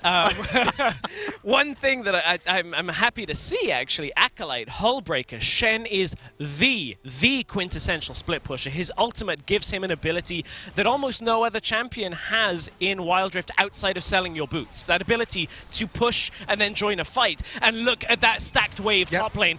Give the Ocean Drake at this point for Team Queso, and you'll likely take the inhibitor from here because nobody from Gamelord can answer this solo. I really wanted Team Queso, though, to distract the Gamelords. You know, stop the recalls, distract them, and let Acolyte keep split pushing. He's still going to keep split pushing. There is a huge wave, but the rest of the team are rotating. I feel like this is a little bit too aggressive from Team Queso. I would have liked them to just leave Shen with the whole... I mean, there's 4 cannon minions here. That could have helped Hullbreaker. Hullbreaker's down now with the team around. For those of you that perhaps don't play around Hullbreaker too much, of course, when your team group's with you, it deactivates, you don't get the bonuses. So that's why, if you just prevent the recalls and make sure that Gamelord can't send really more than one person, then Shen wins that 1v1 on the side lane, just purely from those cannon minions getting that Hullbreaker buff. And the problem is that the whole squad on on Gamelord, none of them can build Hullbreaker. None of them can really, counteract that, Hullbreaker versus Hullbreaker. So Shen has the Divine Sunderer for a little bit of extra damage, has the Sunfire Cape for the tankiness, has the Hullbreaker as well. Now going for the Spectre's Crow, I think it's called. Spectre's Cow. Spectre's Cow, Yeah, I was looking elsewhere at this point. Yeah, going for that Spirit Visage, I would imagine. Maybe trying to think of what else builds at it, but I mean, League of Legends knowledge have filtered out of my brain after that pentakill. 2 Spooky Ghost enchant as well. So we're basically going for pick off a single target because 4 versus 5. I hope this isn't a caster curse. 4 versus 5 Gamelord should never win a fight. If everyone from Queso is alive and one member of Gamelord has been picked off, there's theoretically no way of winning that fight. I think the only way that Gamelord try and win it is that if Acolyte is split pushing and ulting onto Andre, if they can kill Andre before Shen gets there with the ultimate, then they could potentially win. But on the flip side, with all the shielding and the healing, on top of the Shen ultimate, even if you take that shield down from Shen, you still have everything on top of that, and it just makes it really, really easy for Shen to get into the team fight. Do you think we've reached that point that Joey now becomes that late game carry? Because it hasn't been that game of just farming, siphoning, strike up. He is that full AP. But there will be a point in the game where he does have enough damage in these team fights. We don't see Nasus from this kind of position enough to know that, okay, this is exactly the point, but I feel like we're at least getting there if it hasn't happened already. I don't think he is going to do as much damage, I think because he's not really stacking up his first ability. Fair. He is just going to be in that frontline tank and just using that third ability to clear waves, to use the slow as well and get the shielding from the Fimbulwinter. Then you got Frozen Heart on top of that as well. So even if Redemption jumps onto Joey, then you've got the attack speed slow as well. Across the board you can see Andre just full damage build, doesn't need any defenses at all, even though you do have the healing from the Bloodthirster. But I feel like Lonely Kid's just going to have a struggle now in the side lane. I feel like, with the Hullbreaker as well, the extra resistances to the minions and also to himself, Lonely Kid's just going to have a really, really tough time. But Acolyte drops back in the lane because he's resetting to re-establish vision control. He also had popped the Spooky Ghost. That's one other thing that we didn't mention. I was talking about it from pick potential, but the other thing it does is Akali can't Shroud. Like, it's going to reveal and make sure that Acolyte knows exactly where Lonely Kid is and prevent that engage from going. Acolyte sees this minion wave topside. He's going to go up with the Hullbreaker to push it back out. They know they've still got another 30 seconds till Drake, and it is Elder Drake, so this is the advantage of Shen. From this situation, if Team Queso can dance around the fight, deny Gamelord an effective engage, and buy time for Shen to push the inhibitor, as long as Gamelord don't take the Drake, you can always just ult over to the fight. I mean, I would have liked maybe potentially teleports as well, because there could be a situation where, like, if Gamelord even take Elder, you could maybe potentially teleport on the side of Team Queso and use that top wave to try and end the game. Yeah, I mean, that is another possibility. It is very risky because that means you have to sell your trinket, which means that you're just going to be losing gold over time. But this is where it really comes down to, we're at that point of the game where Elder Dragon is up. We currently have 1 dragon over to Gamelord. It's Ocean Dragon. Team Queso have a Mountain and Infernal, but Gamelord are just going to start this up, and Shen has the advantage because Lonely Kid doesn't have teleport. But he's not by the minion wave, so he's not taking the inhibitor right now, so they have to take the fight. Joey got chunked to begin this one out, and look how low he is. Flash forward from Andre. He wants to try and get this. Hester's going to try and get the taunt. It's already killing everyone! As the smite has gone, and Team Queso have bided their time. They've got into the late game, and from here, it should be Acolyte. No way you're going to do it. No way is there a second when Acolyte can't quite get it, but it's 4 kills total, 5 kills total. The ace comes through, the top tower pushing down. Queso take themselves the Elder. That's going to be an even series at 1-1. Yeah, I think that's going to be an even series now. I mean, even potentially with that top wave as well. They can honestly just end the game. Yeah, just that's where go they're top going. lane. That's where Veos is going. And they Acolyte can use that towards. another teleport. They're just going to end the game right now. Yeah, Veos is going to push it through. Acolyte had dropped towards. There we go. Flying through the map. And Team Queso say, Team Fighters, we're going to pick 3 enchanters. We're going to pick the security. And we're going to take game 2. What an incredible game. Acolyte with the pentakill, the team fight as well, and even though Andre didn't really feel like to carry this game, even though they put everything into Andre. Andre was just there to use a shield, use everything, and use Acolyte to get into the fights. Lonely Kid was late to that last team fight, which means that Team Queso were allowed to go in a 4 versus 5 situation because Shen can always join that team fight. Andre in the front line, doing the damage, and we have a series on our hands. Stu, I don't think we're going to get memed for this, but in EU, first rotation, Yumi Lulu just won a game. In draft. Oh no. What a draft, what a game, what a series! Stay with us, game 3 coming up in just a few minutes' time.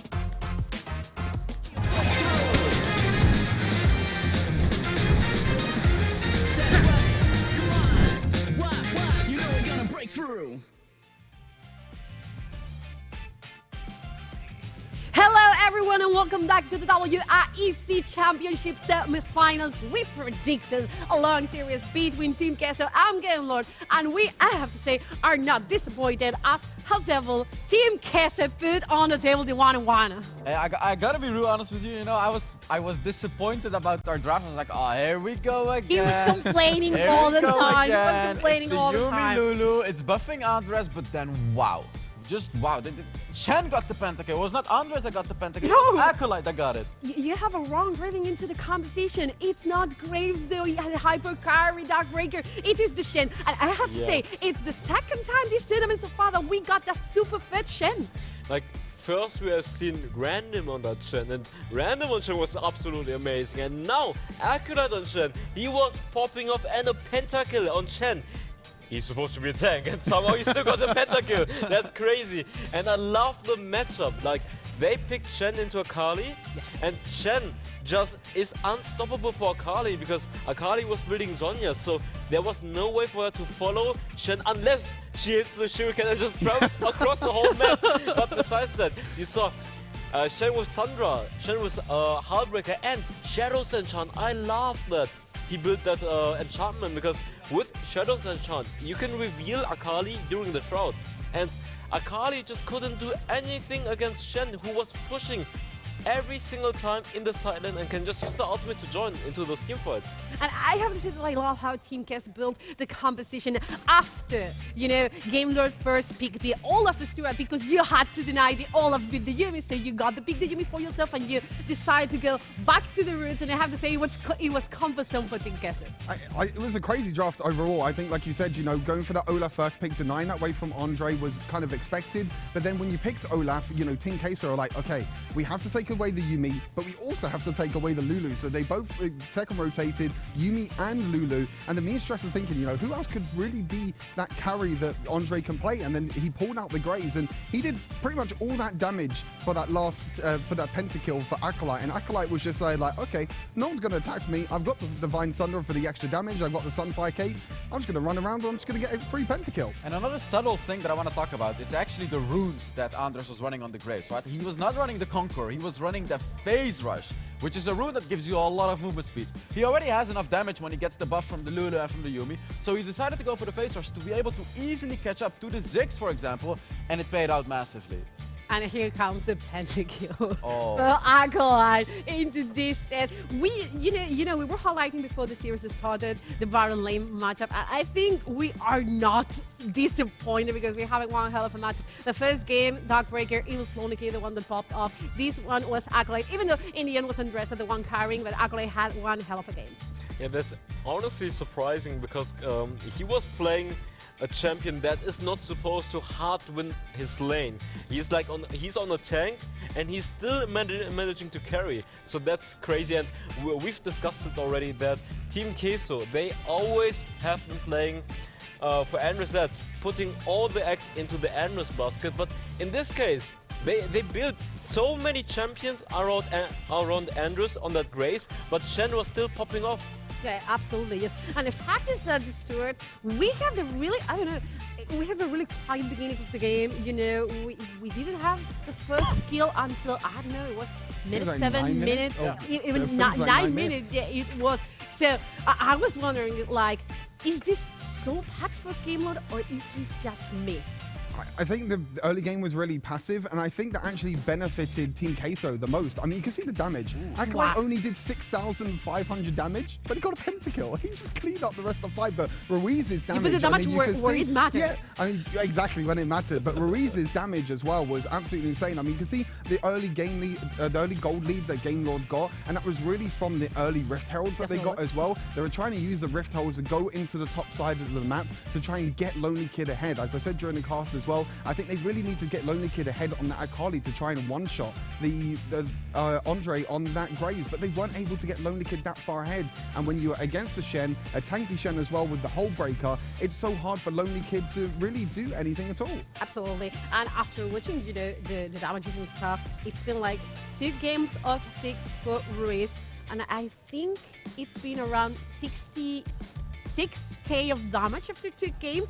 It's really insane. It isn't enough to deal, you know, in the first team fight, house level, it was like we were all watching and dressed and saying, he just don't die. He doesn't die. He doesn't die. Why is this guy not dying? But that's the thing about Ziggs, right? Like, he always deals so much damage, but if you're up against the composition that Gamelord was running, they have the Lulu, they have the Yuumi. These are champions that provide a lot of shield, a lot of healing, so they're gonna heal right back up. So even if you do that much damage, it really doesn't matter, Noah. Yeah, definitely. And this is the play of the game of this second match between Gamelord and Team Queso. We have the 1-1. They are tied in the series so far. And it's this team that we have around the Infernal Drake. This is gonna be the Penta. I think it is expected to be the play of the game. That dash flash by Acolyte was really, really good. Yeah, and you can see during this fight as well that the whole of Gamelord were just focusing so much on Graves.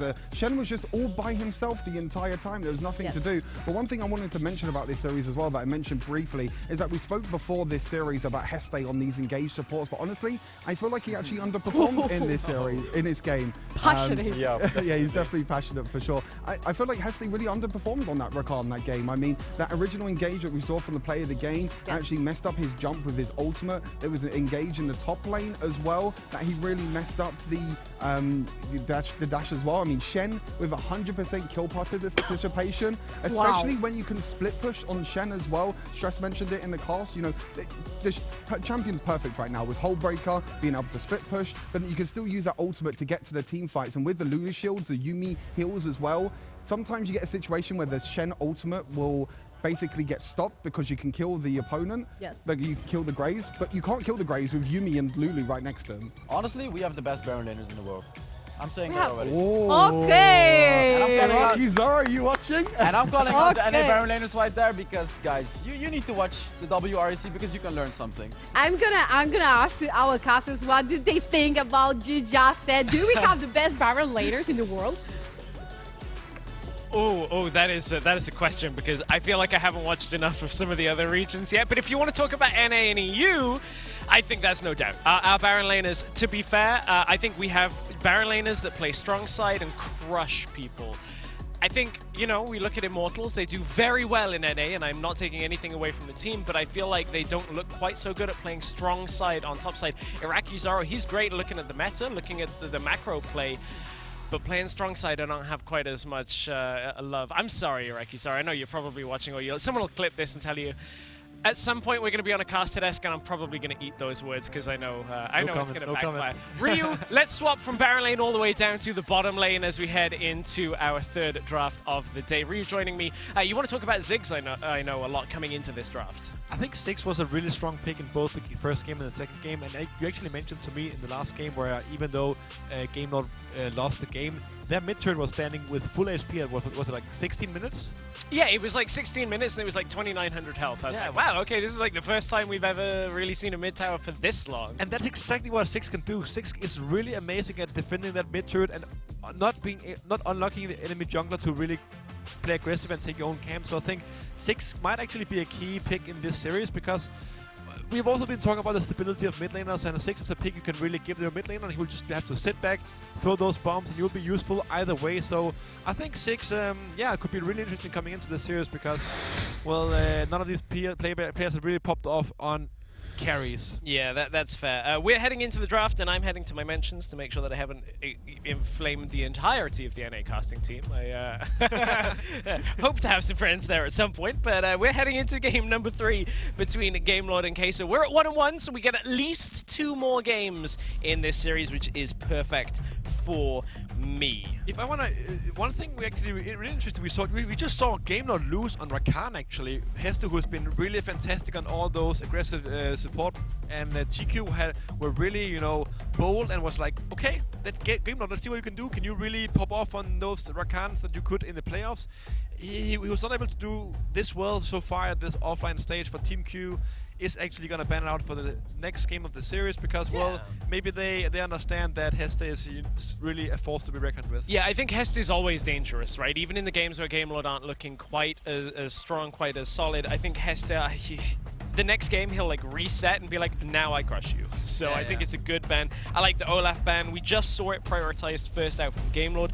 And Team Queso, if they get to protect an Olaf for Andres, like that's exactly what they want to do. I like this Gragas ban onto from TQ. Ruiz had a fantastic Gragas game. Actually, it was the first game for Gamelord where he was able to pull off every single team fight and start really fight.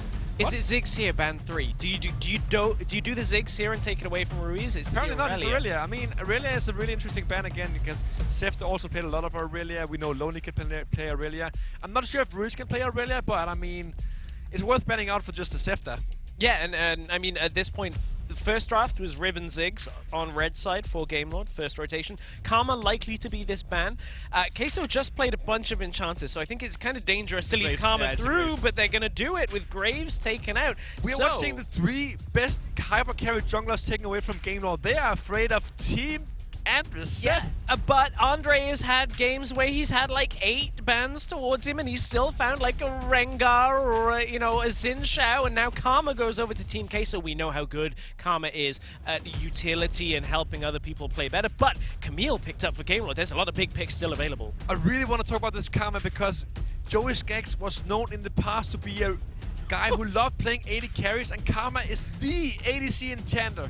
What is this priority? What are these drafts? We've gone from no Yuumi priority to now Gamelord picking it up on this side. I mean, it's not that bad. It's not nothing wrong with it, but the Riven picked up potentially for Andres out of the jungle, and now we get to see, does this Ziggs go over to Team Queso? Maybe for Veos. Maybe they've been practicing that, but Galio is up available, and if we want to talk about champions that support, Team Queso, we're going to try and run it just with a slightly different carry out of the jungle. It's a really funny thing, because like Camilla's been really high priority, obviously Karma has been as well, and now the Riven. I mean, this Lulu as well has been a super high priority pick for TQ so far, but they're actually up for the Lulu even though most of the carry junglers are banned. But Andres says, I mean, screw it, I'm just gonna play Riven then. What is this like ascending kind of like standoff of enchanters where we've gone from like a bruiser meta now into both teams for the first half of the draft going, okay, 2 enchanters each. And that is the beauty of the BO5, where sometimes a meta can define the entire series.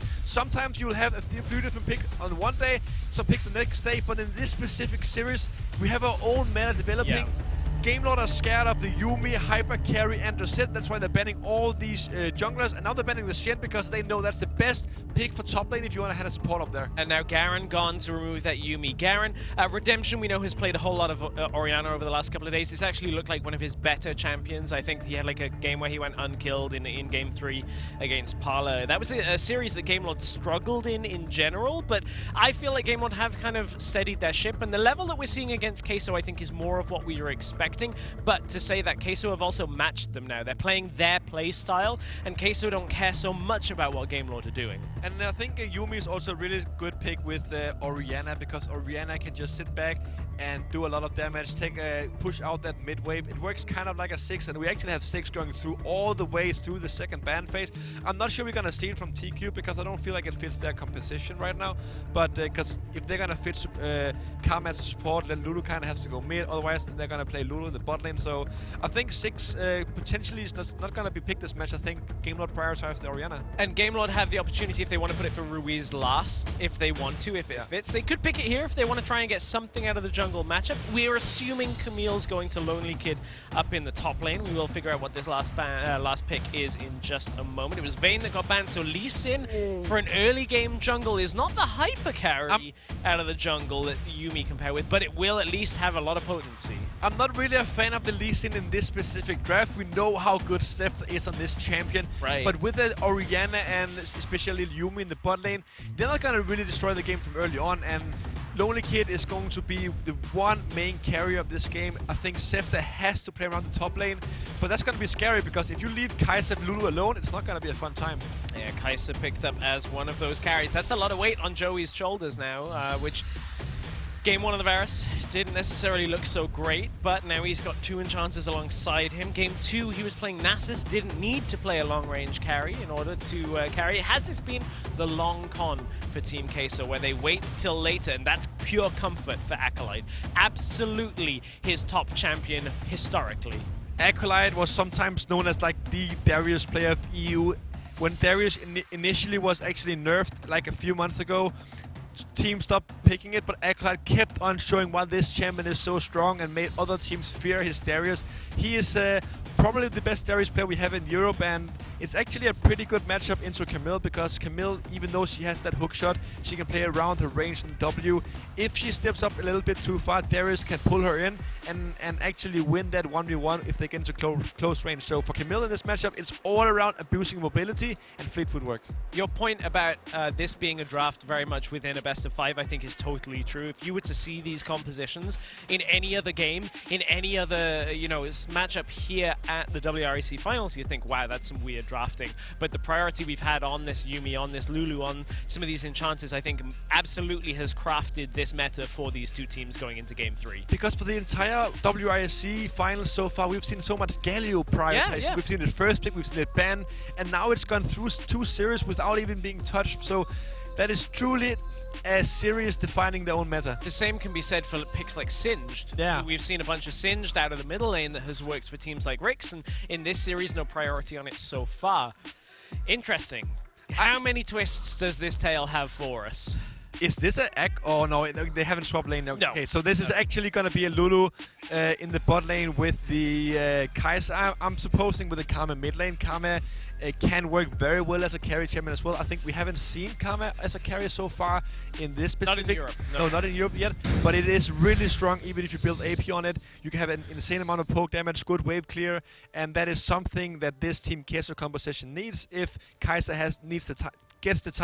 So Kai'Sa gets the time to scale. Well, we'll see whether Kai'Sa does get the time to scale. We've calmed down just a little bit from game 2 with our pentakill, but make sure you are getting involved on social, in chat. Oh, 50-50 split. Are you kidding me? That's how close this series is. I think the first thing I want to point out is that we actually have both. Oh, we actually have. Oh, nice trade from Ruth already. We're early. Veos is only just hit level 2. Both junglers actually starting red buff, which is used to be a really normal thing, and I hope that if I hope Zefta is gonna turn around and take those golems up in the top and then play around Lonely Kid early, because we know how strong Lonely Kid is if he gets a lead onto his opposing laner. And Lee Sin is not typically the champion you want to see getting a full clear, and I don't think he wants to play around the Yuumi and Orianna, but here he actually goes for an early invade. Yeah, drops the Krugs, goes for the invade to try and get early presence. I believe he dodged all of the vision so far as well. There are 2 wards in the top river, but I think he dodged them out. I would have to double check a replay to be certain on that. Nevertheless, Zefta will be able to take that down, and Camille Lee Sin under tower should have enough ability to pick up this kill, but it's now just can Acolyte outplay with the barrier. And it's really... oh, he doesn't go for the top dive. I think he's going to go for the Scuttle Crab now, but Karma spots him here, so Zefta is unable to pull off that dive in the top. Ooh. I think Zefta's going to be fine. He's going to... Oh, the flash! The flash after the stun! Zefta now forced away, forced to regroup with Ruiz. Big play to start it out. No kills, but ooh, that was close. And now Lonely Kid is in a terrible position. Now his wave is pushing towards Team Queso. He's not able to get to his farm, and now Acolyte could just freeze the wave. You see, Lonely Kid might not even get a single last hit here. So we were talking off camera a whole lot this weekend about Krugs and whether you should actually clear the camp and all of that, because how much experience and gold is actually built into especially the little Krug. And you can see Andre even going up into the top side and being like, all right, I'll steal your Krug then. If you're going to steal my blue, I'll steal your Krug and come out and try and play ahead of it. So interesting to see Andre's priority there as we go through the rest of the game. No kills so far in this one. I think it should be a bit quicker than our last game, which had no kills at like 8 minutes until a pentakill happened. So I think we're in for a little bit faster game. Especially when you see a pick like Lee Sin who wants to get stuff done early game. I think Lee Sin actually, Zefta did try to get something done, but a really awake Veas and Andreset was able to pull off the protection for Acolyte so he could live under his turret, and they couldn't pull off that dive. And I think this was a really huge moment for TQ, because they were able to stop Lonely Kid from getting an early lead. And now Acolyte, I mean, as the matchup goes on, it gets better and better for Lonely Kid when they get a few items. But after level 5, right here, right this moment, Darius wins a 1v1. So Darius wins that 1v1.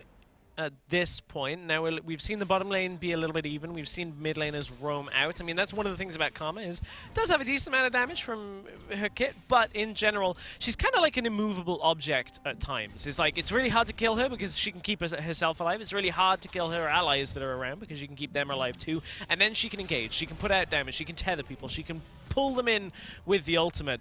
And we don't see a whole lot of Karma just because of how disruptive her kit and how strong it is right now. I kind of would say even overtuned.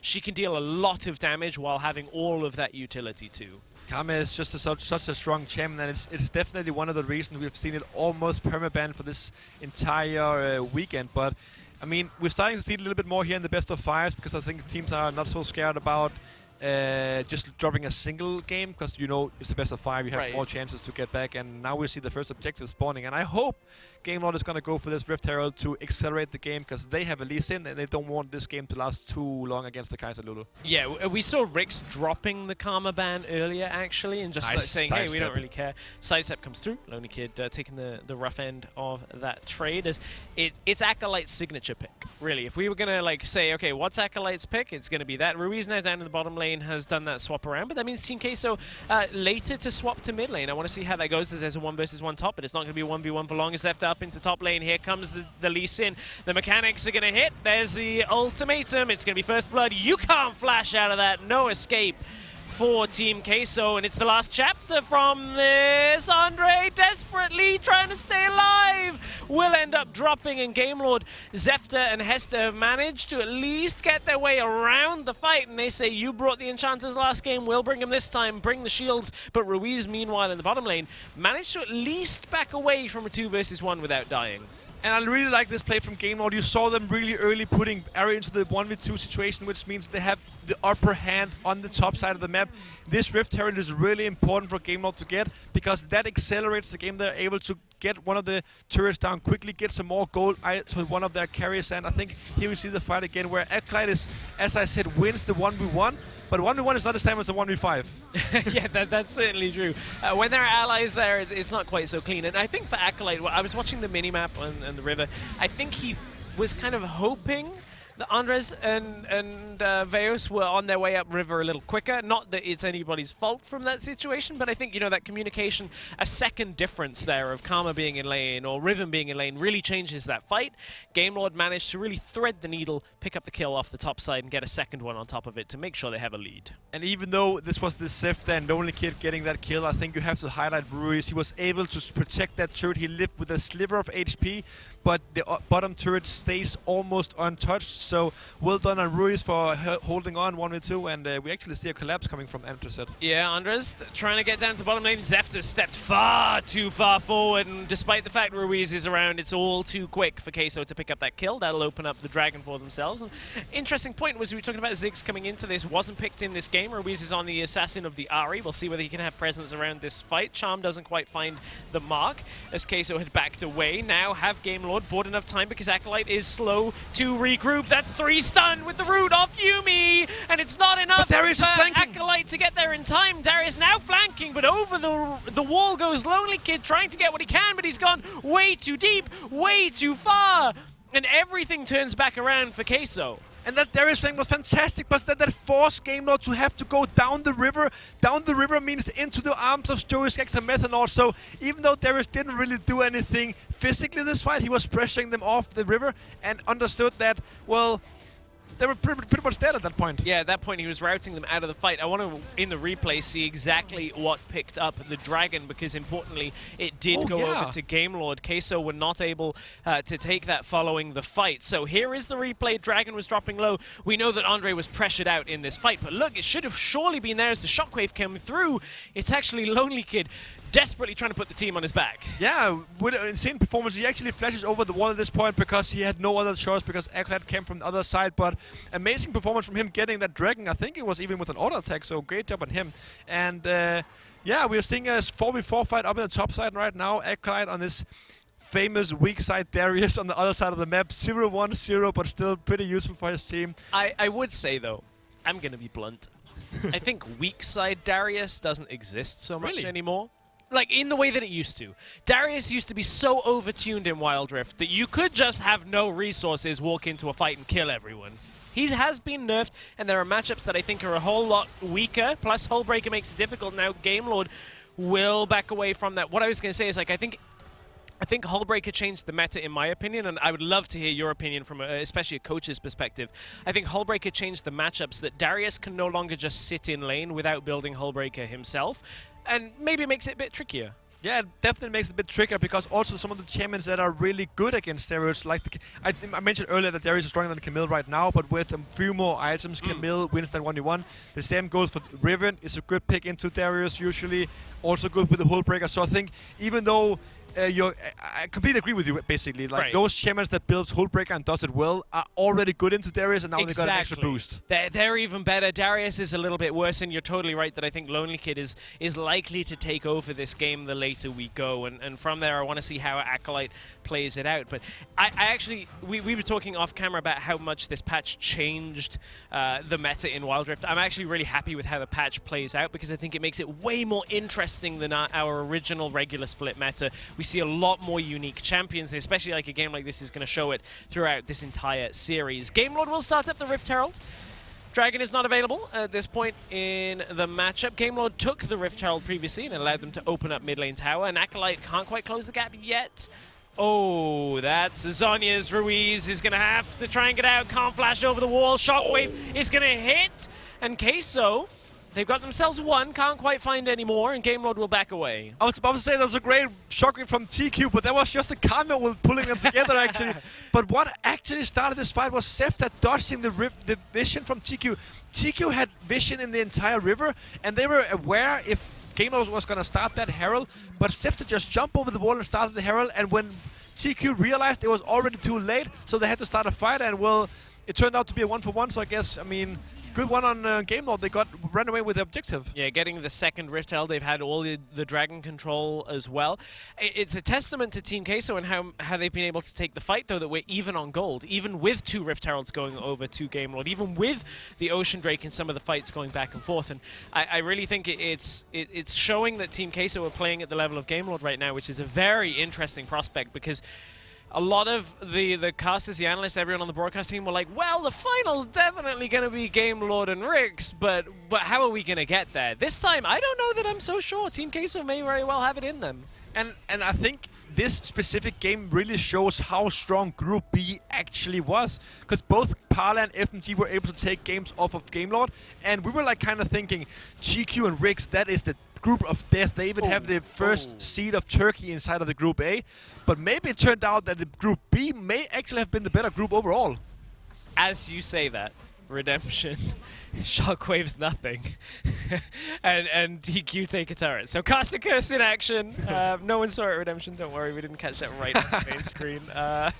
Dragon is up, and there's no Shockwave available for half of the cooldown, so that is actually pretty significant. I don't know whether Queso know, but there was a big groan from Gamelord's side of the studio after that happened, so I think they must have some kind of inclination. But now, Acolyte, I think he doesn't know, because the way he moved back from that ball, if you know there's no Shockwave, you just walk over that and you go, okay, I'm going to take this fight. I have barrier, I'm fine. But that's the thing about Orianna, you see the Shockwave is already up again actually right now. So that cooldown reduction is kind of crazy. She has blue buff on her side. She has Luden's Echo, which gives 20% CDR as well. And even, I'm not sure if she finished the Archangel staff yet, but I saw she was building the tier earlier, so that's a lot of cooldown reduction, or actually abilities, as it's called right now. I always forget how quickly that ultimate comes up. That's probably why I keep getting caught by it whenever I'm playing against an Orianna. But Gamelord have that available. They have a little bit of their teamfight presence. The Yuumi has been okay for Hester. I think he's got a bunch of different routes. But, ooh, there's Acolyte going into the fight. Here comes the Yuumi. Is going to really shut down Queso for a moment. Oh, Azur Lonely Kid Andres into the fight, but the Rampage coming through from Joey. We've doubted his AD carry. The double knockup from Andre is going to try and shut out Gamelord in game 3, and Joey has picked up a triple kill from this. He's going to regroup with the team. Ruiz is low. They're not going to be able to pick him off behind the tower yet, but it's all going to end this fight. Team Queso will take the Dragon, and Queso's coach staff erupt from the corner. Riven is broken as hell, man. This champion is insane. He just used his E flash W combo, which means he can cover so much distance. It's just a split of a second. He can cancel that animation, and Gamelord didn't even see it coming. That was an amazing champion performance from Andreset. And we've seen this champion today just popping absolutely off, even yesterday. And I don't know what to say. Lonely Kid is chasing him down right now. Yeah, Andre might need the Harley we had earlier for our segment in order to get away from this, but he's going to outplay Lonely Kid for a moment. Oh, broken ankles! Oh! Lonely Kid dies, and Queso, they're in full control. I said this on the analyst desk. You need to hire Hell's Devil as your coach if you want to win this series. This champion is too good, Just I mean. meme his way into a position. Acolyte, however, will get caught. This should be enough, but Lulu's running up. Methanol's going to get there, plus Stone Plate. Every time I think Acolyte's going to die on this Darius, he kind of proves me wrong, and this is one of the reasons why Team Queso defaulted to this pick. It's one of the reasons why it's strong. Let's take a look at Andre. Look at Andreset, why he went up his ultimate really quickly after Acolyte uses that insane flash. Look at Andreset, how he shockwaves. I mean, that was a good shockwave, but Andreset flashing in here. Yeah, flashing in, getting a triple root. Perfect positioning for Team Queso to set up this fight, and then it's just all too clean. It's actually a really well-played fight from both teams. Like, this fight started out by a really good flash pull from Darius, and then later you saw Redemption with a fantastic 3-man shockwave to delay the follow-up from Team Queso. So, I mean, this just showing how good teams we have in Europe. I mean, you know, even with really big outplays from both sides, it turns out to be a win for TQ overall, but even though TQ wins the fight, I mean, Gamelord played it quite well.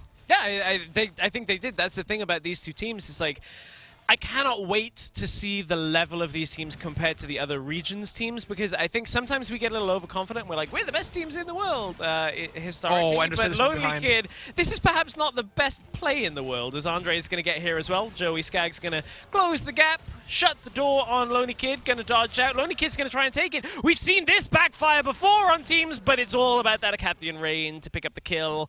No doubt that Joey was going to get that. And I want to see where we match up, because these two teams are so close that I want to see how they stack up against the other regions. Zefta this time finding a pick. Veos is going to get out for a moment. Pull back. Not going to be enough to exchange the kill.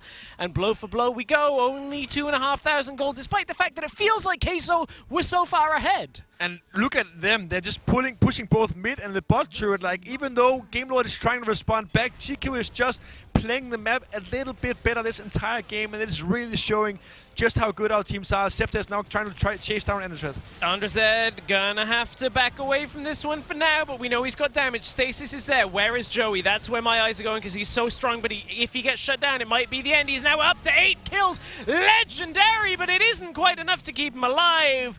Will get dropped for an 8-1 scoreline, and that might be the pace breaker that Gamelord need to kind of slow Team Queso down. That Queso was starting to run away with things, and a Baron here would at least make it tricky for Queso to have as much pressure on the map as they have had. They're going to go aggressive once again. Acolyte going to get locked in place with the Hextech Ultimatum, and that is going to be the Baron laner flashing out. Flash, flash, flash! But it's all to pick up the kill. 49 seconds on Acolyte may very well open up the Baron. Andreset just pick up the teleport as well, because he knows that the Gamelord is going for that Baron, and now we see it coming in. This is a 2v4 situation. Lonely Kid. And Heste is already also picked up the teleport. Heste is going to be teleporting in right now. Here comes the TP as well from Heste. Yeah, as you said, Andre trying to get into the fight to break down Gamelord. He's taking a little bit of damage. Teleport! 2 more teleports from Team Queso, and Andre, he's going to pick up the Baron at 4,000 health, but it is still high enough that this is a 50-50. If ever you've seen one, huge shockwave from Redemption. And Andreset gets the Baron! Andres, but is it enough to take the fight? In comes Joey! He's entered the fight from afar! It's a double kill! As Joey forces out the stasis from another member. It's going to be a triple to end it if he makes it up. Acathian Rain, the kill goes over to Lulu, so no Penta opportunity on top of this one, but Team Queso from a 1-game deficit potentially to a 2-game lead. Ooh, here we go. Team Queso go for the Elder. We talked about Kaiser Lulu being a ticking time bomb, and that bomb just exploded in the face of Gamelord. And Andreset also got to steal the Baron. What a fantastic performance once again. This team just has so many different carries. Uh-oh. That's not good for Ruiz, and it's not good for Hester either. Team Queso, this has got to be it, right? It might be Elder game. into It might be Baron. game. Look at mid and top lane is pushing in, and they have the Baron actually. If they go up there and push the waves before Lonely Kid and Zefta can get there, that's some fantastic play. Fantastic play in general as Team Queso. Ooh, they were looking rough, but they've dragged Gamelord into their own meta in this series. They've pulled them to a situation where they have to play these enchanters. It's kind of crazy to see how Team Queso was so successful in the last game with all eggs into the basket for Androset, but when they don't put that, they have a carry like Joey Skaggs on the hand, on the sleeve. So like this team is just so amazing. They have so many different players who can carry a game. That's fair, and we will talk about that some more. But Andre is flashing in, tries to get the stun, doesn't quite land. It may have overextended, though, forced to stay serious. Lonely Kid pulled back. Joey picks up the kill, and Team Queso are looking to ramp it up. But our narrative for months as the charm has hit, as Team Queso are trying to hold on to this lead, they will hold it for now. Our narrative for months has been that Joey has been stuck on mages, stuck on enchanters, and the ADs just haven't performed. But in this game, when it counts, Team Queso, looking to take Game 3, have relied on the prodigy from the AD carry with the Kai'Sa, and they are on the cusp of being one win away from Icons. And big player steps up to big occasions. We have been talking about Joey Skaggs have not been performing very well, but when it really matters, he shows us why he's an elite AD carry player. And now we're watching Coca-Cola pop off after this Baron fight. I'm pretty sure it's the Androset smile on the Baron. We'll see it. Andre goes back in on 4k health. I mean, this is a dangerous situation because if Gamelord put enough damage down, he can't just smite it out, but Andre will weight it down, gets it in time as Zefta went in, and it's all over from that point around the Baron. Wow, that Kai'Sa Q damage, that's fantastic. I mean, this champion is so strong.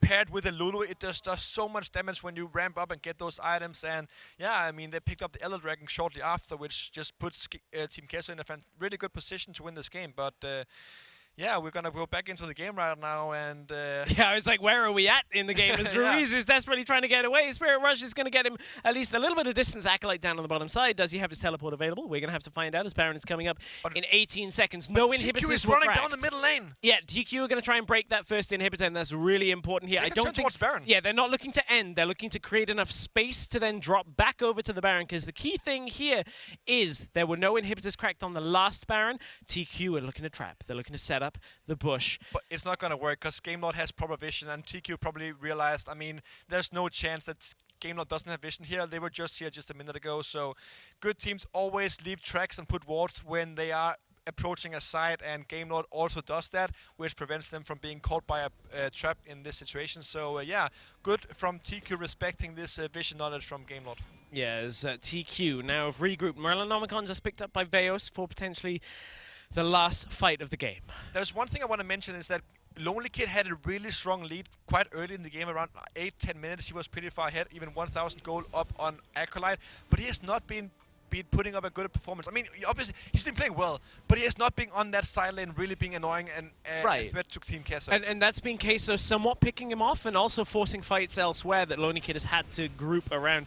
Andre's on this Riven. Ooh, a lot of damage comes through as Andre on the Riven doesn't necessarily have the most amount of health to tank up Baron for very long, so it very much has to be a hit it and quit it kind of thing. Andre has the Yuumi on. That's a 3-person route, and that is going to be a dominating Joey Skaggs as Hester gets picked off before he can get to an ally, and Team Queso are going to say screw the Baron, go for the bottom lane, go through the middle lane as Team Queso with a double kill on the Karma. It's one of only a few games we've seen of it here at the WREC, but Queso will play the Enchanter style, allow their AD carry to do just that, and take 1 foot further towards the finals tomorrow.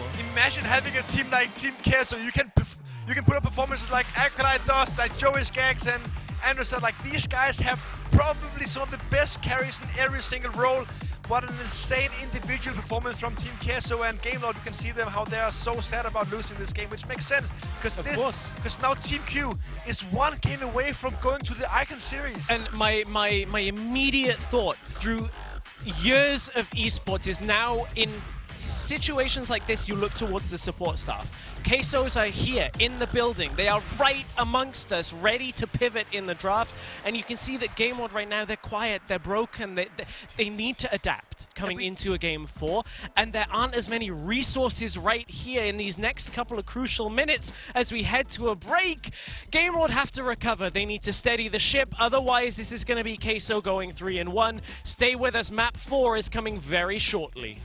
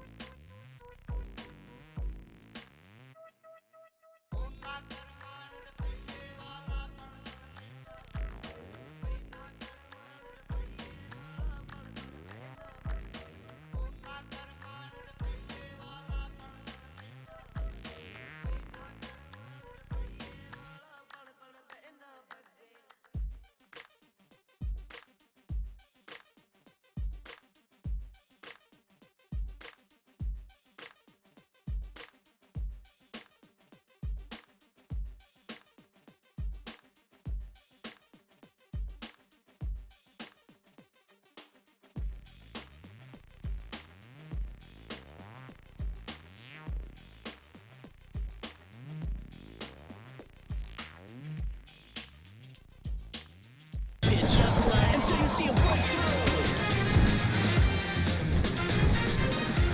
That's right. Come on. What? You know we're gonna break through. Hello everyone and welcome back to the WREC Championship semi-finals. We got one crazy game here between Gamelord and Team Queso, but Team Queso just put the 2-1 in the series, Stuart. It was a crazy game and Gamelord tried a different approach, trying to target ban and dress. I think the target band, the 3 bands at the start, were quite clever draft, to be fair, because they gave over the Karma, but then they also were able to get the Camille for themselves, and they also denied the Yuumi. But the Yuumi deny actually didn't really help them that much, because you've got Redemption on an AP carry, you've got Ruiz on an AP carry as well, and Yuumi doesn't have that same sort of help that she can give to these AD carries instead. Absolutely, Eric Carmine gets to miss once again, Hesse, in those, engaged champions he was playing. Yuumi, it was such, a staple in Chandler, but it didn't work for Gamelord in the end. I'm kind of disappointed about that pick, because out of all the things that you could choose to go with this composition, you choose Yuumi, whom clearly, if you leave her alone, like Yuumi as a champion, cannot stand alone. And this is a situation that has to find himself so many times over the course of the game that it ended up being like, okay, so now what? With an Oriana even further. Like, there was no way out for that Yumi. I feel sorry for Hester. I know he can play so many other champions, but in the end, that was the way it was. I feel like Gamelord tried to play kinda to the same level, to get into the same expertise field as Team Queso with the Yumi, but Team Queso in the end got kinda the same sort of funnel composition, but with more winning conditions. Yeah, Yumi worked really well for Team Queso in the first game they won, and also we've seen them a lot of times win on this Camille, where Acolyte has been absolutely amazing. So I think Gamelord obviously went for some strong picks, but I'm pretty sure some of those picks were also just to prevent TQ from running away with the game with those specific picks. So yeah, I mean, interesting to see how they're gonna draft in this next game, because I don't think they should just pick players, pick champions because so TQ can't have them. They need to play for their own style. Absolutely. We got such an amazing performance from Yowie. You were so excited about it as well, because we saw Yowie on a hypercarry, such a sky, so he delivered and he was amazing. From the very start of the WREC, I feel like we've been waiting months and months and months, and we've always said, Joey on an hypercarry, he can carry games. Yes. He can carry games, and he delivered perfectly in this game. It was such an incredible game by him. He had the Lulu, he had the Karma by his side as well, and it just shows that sometimes you don't need to put everything in the Andre basket. You can give things over to Joey as well, and I'm just so happy for Joey as well, because I know he's been working really, really hard as well. He's been wanting to play hyper carries for such a long time, but they always try to, do it towards Andre, try and get Andre on the carry, but now Joey has showed that himself that he can be that main carry. And somehow it felt like he was saying kill. Look at this 100% kill participation, 2k damage per minute. It's 20 KDA. Nearly 1,000 gold a minute. Yeah. This was a really great performance from WREC. I would like to highlight him more, but I think Redemption's stats is kind of, not really showing how good of a performance he also had.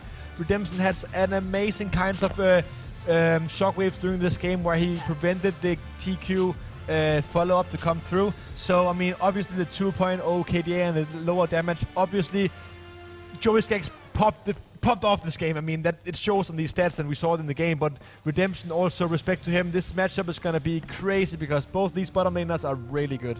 Absolutely, yes. And there was a time, Gamelord, where we thought TQ was about to throw the game. They got barely aced. Only two members of Team Queso survived actually, but the TPs came through. They got Constant Nasher and with the series to that play. It's one of the beautiful things about WREC that you can just buy the TP and get teleported to the fight immediately. Yeah. That's amazing. That allows for so many plays. And in this case, you're seeing it clearly, right?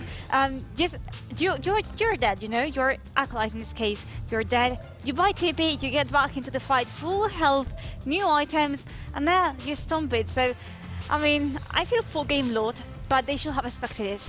I mean, I come from League of Legends, and you guys did not seem to understand how really broken it is to buy a TP, like multiple TPs. It is like, I'm actually so jealous that you can do it because it's the most broken thing ever. The fact is that it got the game in the end for Team Queso. Absolutely that very same play. And I want to talk also about Acolyte, because he was like the frontline of that composition. He was really tanky with the Darius and also the combination with the Gargoyle, and the Syrex Gauge was insane for him. Yeah, for sure. I mean, we know that what Acolyte can do on this Darius. He played it a lot last year. He played it at the Horizon Cup as well last year, and you just can see how strong he is on that champion. It's a comfort pick for him. It's a champion that we know that he can play, even though it's not really in the meta at the moment. It hasn't been played that much, but I think when Acolyte goes on that comfort, goes on that tank, he can still be that frontline tank and he can still pop off. But we cannot ignore this fantastic smite from Androset, really settling the game.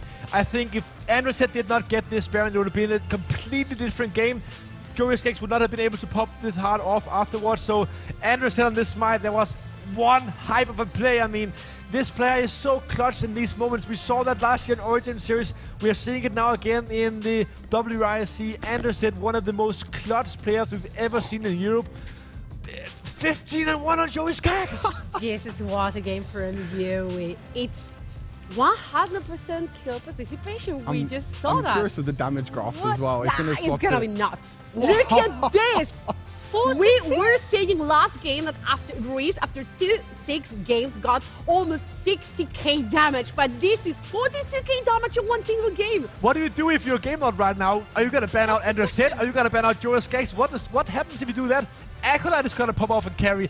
This team is showing right now how insane of an individually skilled team they are. They showed in the very first day, oh, we can put everything into Andreset's basket, it's gonna carry. Oh, never mind, now we're gonna do the same to Acolyte. He carried. Kaiser, Joris Gax, now everything to him and he just carries. I mean, who are you gonna put your priority towards? Because if you don't prioritize Andreset, I mean, the other players are just going to run off with it. Yeah, because I really feel the strategy from Gamelord in this game was talk about address it, and indeed didn't work, because I'm amazed about the evolution from Team Queso. You know, Stuart. I mean, from one-dimensional team, maybe putting all the eggs on the undressed basket, to a very diverse team with different compositions, different styles, evolving so well. I mean, it just shows that Gamelord have so much respect towards Andre. That's why they went for the triple bans on I Andre. understand that. And you know, they got the Karma first pick, but I think this game showed as well, you know, Veos did so much damage on that Karma. It just shows how strong Karma is right now, you know, with all the shield, with all the poke damage, and also all the crowd control as well. And it's going to be really, really hard now, like Ryu said, for Gamelord. It's like, what do you ban now on the side of Gamelord? I mean, Gamelord are probably going to be on the red side again. Do you ban away the Karma? But here you can see the play of the game, and the flash by Andre and the triple stun just sets up Joey to clean up this fight. Absolutely, and this was following up a beautiful Acolyte engage with the Darius triple grab. I think it was with the third ability. But Caroline, 2-1 for Team Queso. They are 1 game away from finals and Icons. Wow, I mean, this actually might go over to Team Lord. I don't actually feel mixed to Gamelord, because if you think about it, just 1 game to Icons Global Championship, as you were saying, 1 game to the finals, and it's just so much pressure. Team Queso tends to shine in this kind of situations, and given what we just saw, despite a weak beginning, I think we can confirm that they might be going there. You know, if Gamelord can't recover from this heavy loss, then we might have a 5th game, who knows. And potentially, if Team Queso gets this game, or the 5th if we have a 5th map, that would mean that Gamelord is gonna rematch versus Parla for the 3rd and 4th spot, and that we will gonna have a rematch between WREC, GG, and Team Queso, like the one we got in the group stage. But guys, enough in the analyst desk. It's up to the casters for this 4th game. Thank you, Noah. Thank you, analysts. Wow. Darkbreaker joining me here on the caster desk, and there's so much to talk about. Where do you want to start on this series? Honestly, there is just so much to talk about, especially Joey. Like, I have been saying that Joey, if he's not on a comfort pick, then he will struggle. I've said, okay, if they ban his Corki, he will struggle, but on that Kaiser, he was absolutely amazing. I didn't expect that, and he showed that he can pick other champions besides Corki, Morgana, and Vayne, and still go 15 kills, 1,000 gold per minute, and 40,000 damage. That's insane. Insane performance, and I mean, really a turnaround. And honestly, there's something to be said for peaking at the right time as a player. And this is the perfect time.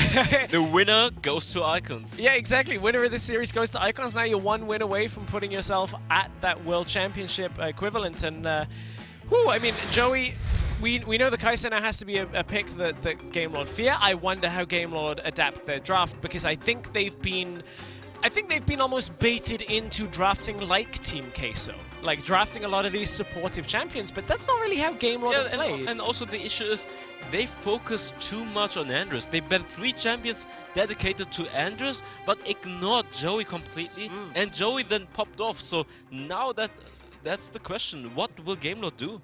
Oh, interesting. Big dynamic change here.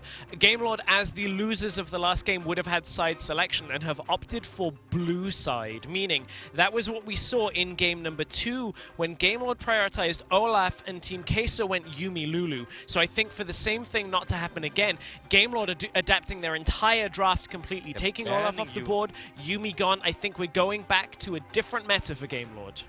I feel like maybe Zefta is just gonna go for his comfort Aurelia jungle pick. Because I don't think Team Queso is gonna ban Aurelia out. So it's either gonna be Aurelia or Rakan open now. One of the two. There goes the Aurelia. They banned it in a couple of the other games. So Aurelia Rakan's banned. Up for Hester if they want it. I feel like Hester on the Rakan was kind of underperforming in game 2. He was missing a lot of knockups. So now's the question, does Hester still feel comfortable on that Rakan? Wow. And he goes for first pick Lulu? We don't know yet where it's gonna go. It could be Ruiz mid lane, Lulu or Hester. But this is what I mean about like Gamelord playing now into Queso's composition. It feels like this is half picked because you want to take it away from Queso, not because Gamelord so much want to play it. And now the Rakan goes over to Team Queso.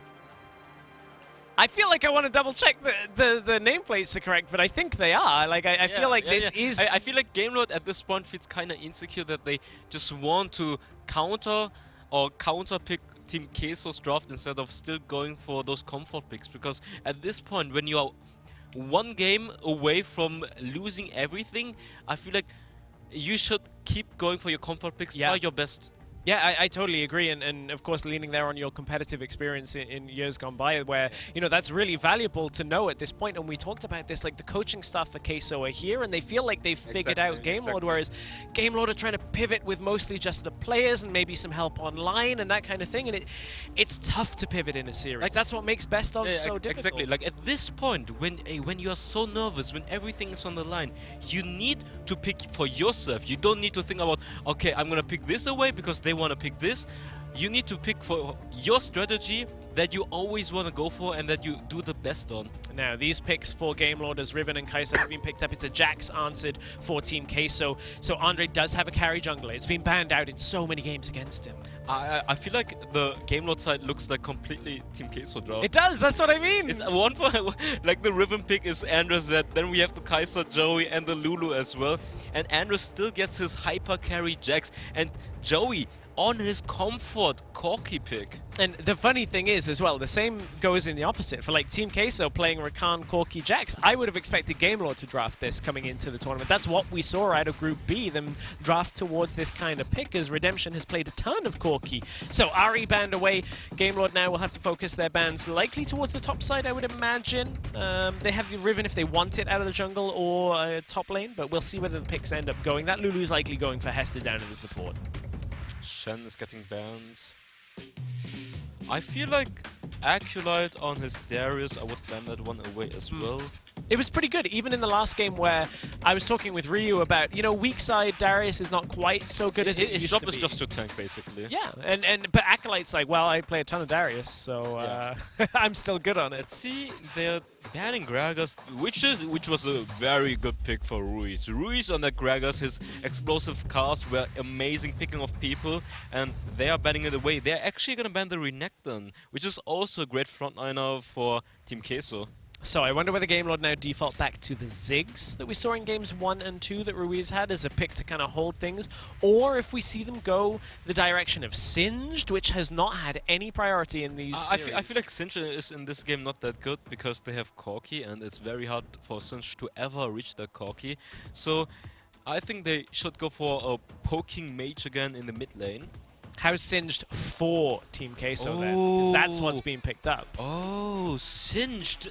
Singed is actually pretty good for that Riven. I've discussed it in the previous series where Singed was picked to counter that Riven pick because the second ability denies Riven from using any dashing abilities.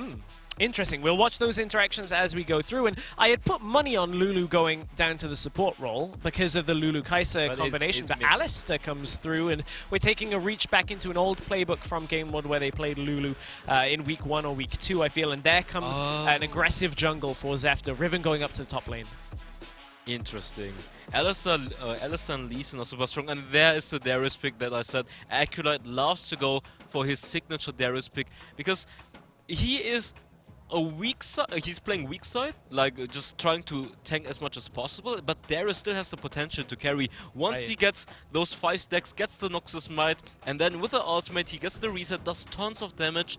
So that's going to be interesting. It will be interesting, and you know, that's a matchup that I want to come back to during the game as well, that Riven and that Darius, because you mentioned Comfort, and we've talked about how it's a signature pick for Acolyte. The fact that he gets a Comfort pick as the last pick in a draft so that he knows it's a safe pick for himself in a game where if you win, you're in the finals, you go to Icons, that has to put Acolyte in the most comfortable position possible. They basically have Jack's Comfort pick, Corki Comfort pick, Darius comfort pick. Veros has been playing Singe a few times on day 2, on the first match day for them.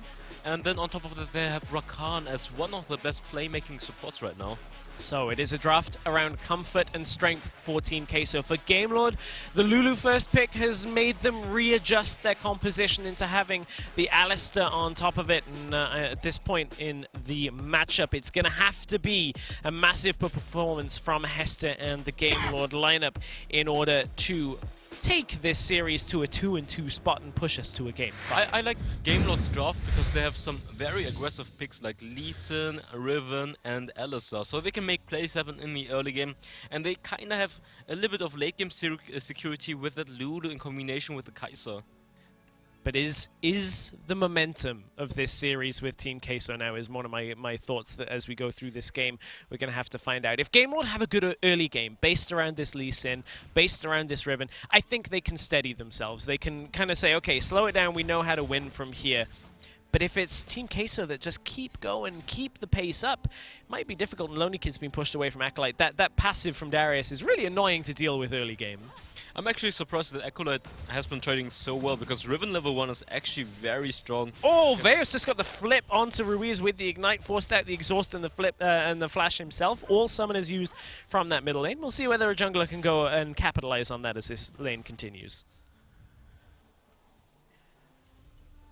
So, bottom lane for Gamelord. Redemption and Hester have control for now as Methanaut and Joey Skaggs. This is basically a bottom lane based around scaling. Both Kaiser and Corki want to kind of get later on into the game and get themselves to a point where they have those items. A lot of late game strength in both of them. And you mentioned a little bit about that Singed. I wonder how that's also going to slow down Redemption if he crosses that pool.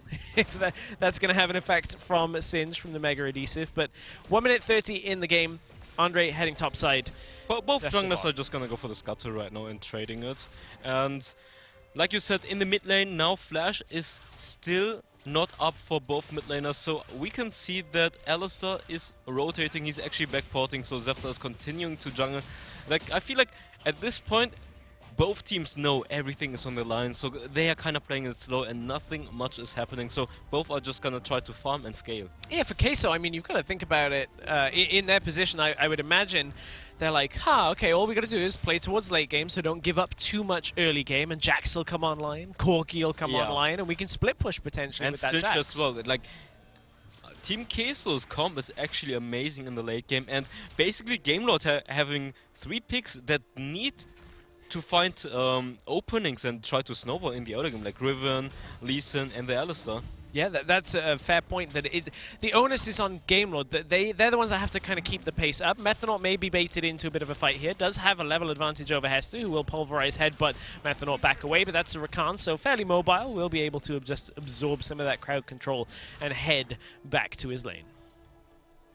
So Andre has hasn't done anything this game, and I don't mean that in a bad way, but he's just had a clearing game through the jungle. He's just like, I'm going to farm up, don't really need to get involved, don't need to go into any lanes, and again, that plays into the fact that Zefta and Lonely Kid really kind of need to make it work. Methanaut jumps in, takes damage, not really too much to come from this, and the pace does benefit for Team Queso right now, and when we look at Riven and Darius, it kind of in a vacuum on their own top lane, like, what do we expect from this matchup in these next couple of minutes?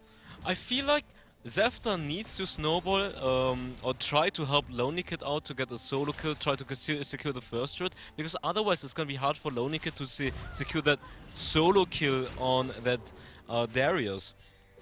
How does it go if Andre comes behind the turret with some minions at But this we point? can see that Zefta is trying to come and maybe counter gank. However, Andre hasn't charged up Counter-Strike yet. I was wondering whether they were going to back themselves away from that. Will be a very late one, and that's First Blood as Andre overextends behind the turret. Acolyte trying to get himself away with the Protobell. Nearly picks up the kill, but it's a double kill going over to Lonely Kid, and the tiniest amount of health. He still it dies. Actually, is enough to get the kill.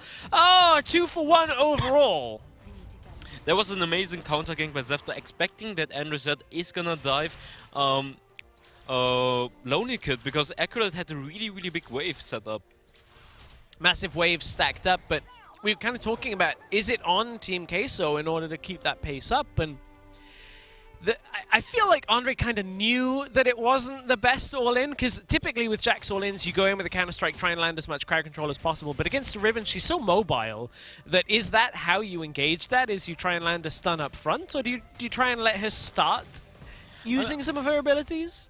I mean, it honestly depends, but in this situation it didn't work out because Zefta was there immediately to cancel it out, and I feel like Team Queso has the team composition that is scaling super well into the late game, that they don't need to force stuff too hard because it plays into Gamelord's composition. Well, they're forcing it really hard right now up in the top lane as Lonely Kid. They even go under the tower. Lonely Kid's ticking, dead for Hester to pick up, Methanol, I should say, to pick up the kill with that Ignite. I'm so used to it being Hester on the Rakan. Oh, now Methanol in trouble as that's a big Sonic Wave into the fight, and now Gamelord want to turn it around. We talked about how they are the team for Gamelord that need to keep the pace up in the early game, and it's a double kill going over to Zefta, trying to prove that he's one of the best Lee Sins on the server. But Team Queso, they're going to fling their way back in as Ruiz is going to drop. I like the rotation from Team Queso right now because they were quicker in the Baron lane catching people, and then even though they got turned around, there was the Singe to make it an even better trade for them. Yeah, just enough from Veos to get into the fight, gets the fling. Singe is so annoying to play against once he's got this realized. Like, he slows you can't get away. And this was the replay about how the fight started with this full dive under the tower. So, Lonely Kid burned down. And this was the second phase where Veos started to drift up. Let's wait for the Lee Sin and Alistar engage. Not much to wait for, thankfully. It was right in the nick of time. So, Gamelord, they did get a couple of kills from that. They did get some emphasis on Zefta from that jungle, and Zefta really coming up. And now Rakos is coming, and he's catching Ruiz. Yeah, finally getting that kill to end things. But, I mean, Zefta, we've seen a few games of Lee Sin out from him. It's one of the picks that we've come to expect from Gamelord, and where they've looked the best, because they can really push the pace early. But now looking at the gold as Herald is about to charge into mid lane, the gold advantage very much in favor of Team Queso. It's 2,000 gold right now. Not the biggest lead, but considering Queso's scale, that is a great position for them to play from. That's perfect for them. Like, they are the scaling team comp that is already ahead, and I feel like Zefta and Hester are not doing as much as they should do with their team composition because they need to get ahead, they need to snowball, but they aren't. They are behind in gold, and Team Queso, they can just relax, sit behind, and they just skate with the Singe, with the Corki, with the Jax. And I hate to say it, but just on a gold difference in general, in this game, Ruiz is getting gapped. Veos has a lot of gold over his lane counterpart. It's basically where the majority of this lead comes from, and we know that Lulu as an enchanter is not going to carry the game. You're not required for damage, but you are required to stay alive, as in goes Methanol, telling Hester anything you can do, I can do better, but Queso are getting wiped by this Riven. Lonely Kid has put out a ton of damage on the beginning of this fight, and now it's down to Veos and the rest of Team Queso to try and get away, but they're not able to stay alive. And just as I was saying about Gamelord getting gapped, however, Andre looking for more. Lonely Kid backs himself away, and that's an even fight overall. I thought that Rakan engage was insane, but Lonely Kid on Driven is just too cracked. That guy had the lead in the early game, and now with even more kills from that Dragon team fight, we can expect him to even carry, considering that Team Queso has the scaling team composition, but Riven, who's ahead, can be devastating in those team fights. I can't count Gamelord out every single time I think that it's Queso about to take full control. Gamelord gets some kind of a fight, and you're right, Lonely Kid on this Riven, coming in for the follow-up on the fight. That engage was beautiful by Methanol. One of the best engages we've seen from him on Rakan this entire season long, but it wasn't enough to shut the door on Gamelord. Veos is going to push out the bottom lane with this Singe, try and at least deny the push from Lonely Kid, as Andre is going to get to work up on the top side. This is a top tower for Dragon trade. There's no real way Queso can fight the Dragon here. I like what they're doing though, because it opens up the map for them to keep split pushing, because now they have 2 side turrets being opened up. Yeah, I wonder whether they'll look at forcing a fight, or at least just playing around a potential fight with Methanaut poking and prodding, looking for an engage. Andre has to force the counter-strike out as Hester's going to come up through the river. Will get the pulverize, and Andre has survived for now, but that exhaust is going to force him in position. He won't be able to escape, and Methanaut is going to flash out. Fancy footwork, survives. fancy feathers from Methanaut to survive, and Veos has pushed bot lane back out. Now, okay, mid tower is likely to fall for Gamelord here, but they haven't got much more map control because top and bottom lane are both pushing towards them. That was really amazing by Gamelord, because they managed to catch Andre Z while Vejos was still in the bot lane split pushing. So no matter what, it was a 5 vs 4 situation, and they almost got that kill against Rakan. But getting that mid turret is so important for Gamelord because it opens up the map. Now they can always push in the waves and try to secure the side turrets by rotating quicker, by setting up deep wards, and by catching people maybe in between turrets. Yeah, we'll see whether they can catch them in rotation as well. Rift Herald, I feel like, goes up in priority for Queso now, though, right? Because they need to break mid lane, and without it, it's going to be difficult. Bot lane is where Lonely Kid just showed. Acolyte showing as well. Acolyte showing on the wave. Acolyte is there. Lonely Kid is rotating already though, so it's going to be a 5 vs 4 situation at the Rift Herald. Yeah, 5 vs 4 situation. Gamelord looking to take that one as Zefta is here. They've already got at half health, and that's okay, as Darius is going to get spotted, tracked all the way up on wards and Team Queso cannot group before the objective. Can they do something after it, would be the question. Doesn't look like it, but it's actually Hester's going to start this engage. Into the backline goes Methanaut, lands a taunt on 2, but there's no damage follow-up. It was mostly tanks that got hit on that one, and Veos is going to flash out. Gamelord disengaged. He already got the objective from it, and Lonely Kid thought about going in for a moment. Will back away, and Gamelord, Rift Herald goes over to them. They hang on in this game, only about 1,000 gold down. I feel like those team fights are really, really close. Like, Gamelord is playing it pretty amazing, considering that Team Queso should be like, they are starting to scale right now, and they have the gold lead, but it doesn't feel like Gamelord is that behind in terms of team fighting power. Is there a reduced amount of strength for Andre right now as he's getting dove because he's gone Death's Dance? Obviously that'll help him survive, but without that attack speed, does he have the potency in a team fight to output as much damage as he needs to? Of course, we've seen varying different builds with Jax, whether you build Blade of the Rune King, how that actually goes. Death's Dance, I feel like it's a good adjustment, because Lee Sin, Riven, and Kai'Sa are obviously physical damage, and it's gonna give him more sustain.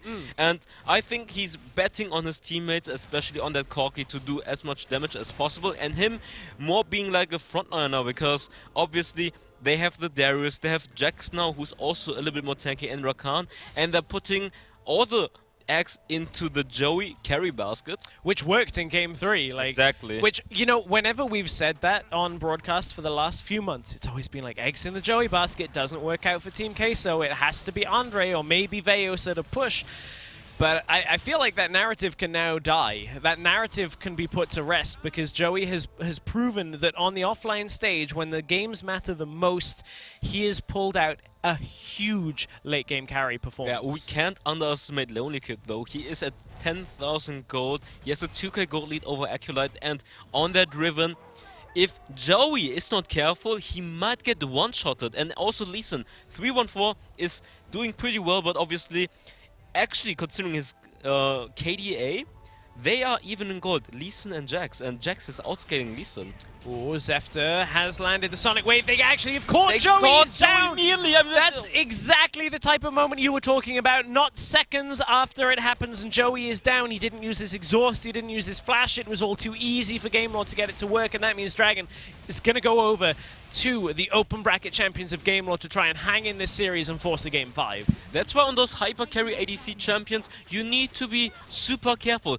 Any mispositioning, you will get punished, and you can't do that. You need to play perfectly, or otherwise you will get punished and you will lose objectives, and everything is on you right now to carry the game.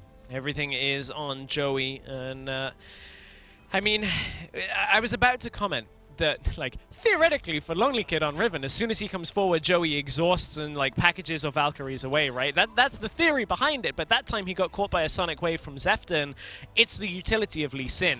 As soon as he hits it, the damage is going to follow. But also the Alistar, the Proto, Right. like, you can't underestimate the range the Alistar can cover with the Proto build and second ability and then the first ability in combination. Yeah, that headbutt pulverize combination with just like crossing the rift, basically like a screen away, gets the knockup, and I guess Joey at that point was like, well, I guess I won't use the summoner at all. I want it for my next fight, and we'll see whether that keeps happening. A lot of the analysts have talked about the strength of exhaust against champions like Riven. You really just shut them down in team fights, and we've seen the bot lane carries picking up that exhaust multiple times since we've had changes to heal and a couple of the other summoner abilities, and now it's Lonely Kid going to get flung, however you say it backwards. Didn't hit the Mega Adhesive, so it gives Lonely Kid enough of a play. He's going to die in the poison, though, and that is enough to open this up. Andre, forced to stasis, will keep him alive for now, and Queso will get away with the kill, as Acolyte has a very important few seconds in front of this tower in the middle lane. We were wondering how they'd break mid, but potentially this is it.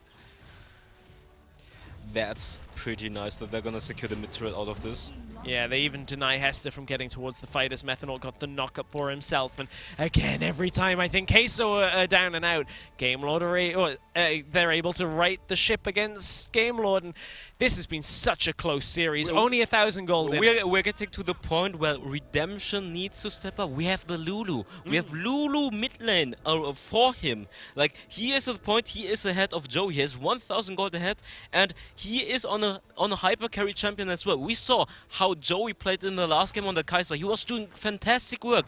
And this time Redemption also has the Kai'Sa. I feel like Redemption needs to step up and do tons of damage, because Lonely Kid and Zefta, they are on champions that are not necessarily the best in the late game. I feel like part of the problem with Redemption is I don't know whether Redemption feels strong enough yet. We've got kind of the old-fashioned build. I ran into Redemption in the hallway after game 1, I think it was, where I was like, hey, Blade of the Rune King build instead of the Infinity Edge plus the Storm Raise, and he's like, it just feels more comfortable to me. I'm used to it.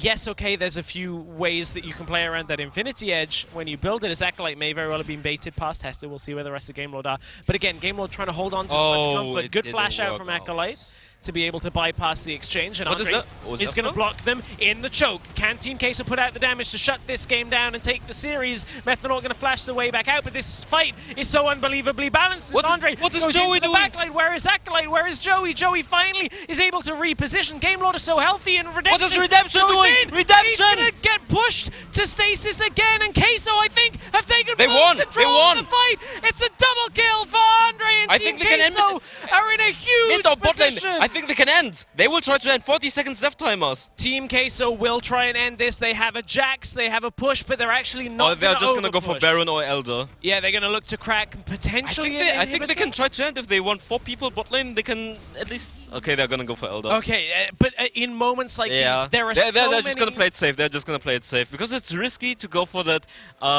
Nexus rush. Triple TP dropped. Risky to go for the Nexus Rush, as you were saying. There were multiple options available. We cannot afford to be in this replay. We need to jump to the live fight, as it is about to go down for Elder. We'll see the replay later. Team Queso have jumped over the back. They've found Ruiz. Hester is getting dragged through the poison, and maybe they couldn't have ended before, but here come the triple teleports. If Team Queso can hold through this fight, it should be enough, but Gamelord, they don't want to let him go. Oh, Gamelord that's a nice want package. to fight their way That's back a in. nice The package to zone them. Denies the engage, slows the game, and Queso still have the lead. They did not get the Elder, though. They didn't get the Baron. And they didn't get Baron as well. They didn't even get an inhib from it. Good. But did you see what Redemption did? He just jumped into them and died immediately. That's not what we want to see from a hyper carry. Now you have the 3 core items, and you need to position yourself correctly. I feel like Joey also kind of misstepped. Like, he jumped into Lonely Kid and then he had to flash over, but it was fine because his teammates were doing so much work there.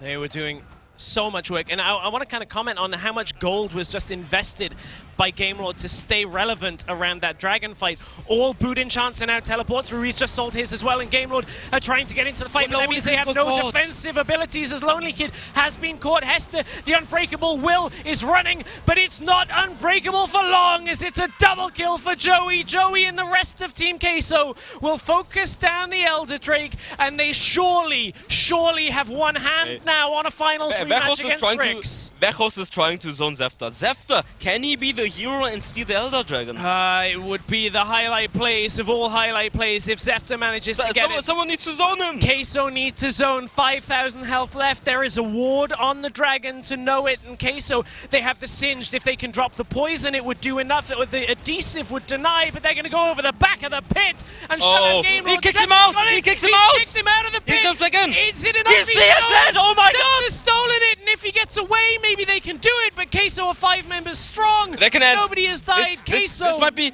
Just go mid lane or go for Baron. Come on, guys. Be decisive. Don't split up again. Be decisive. Stole the Elder Drake. That should be Baron. That should be the Baron. It should be Baron. The Elder Drake is a permanent buff.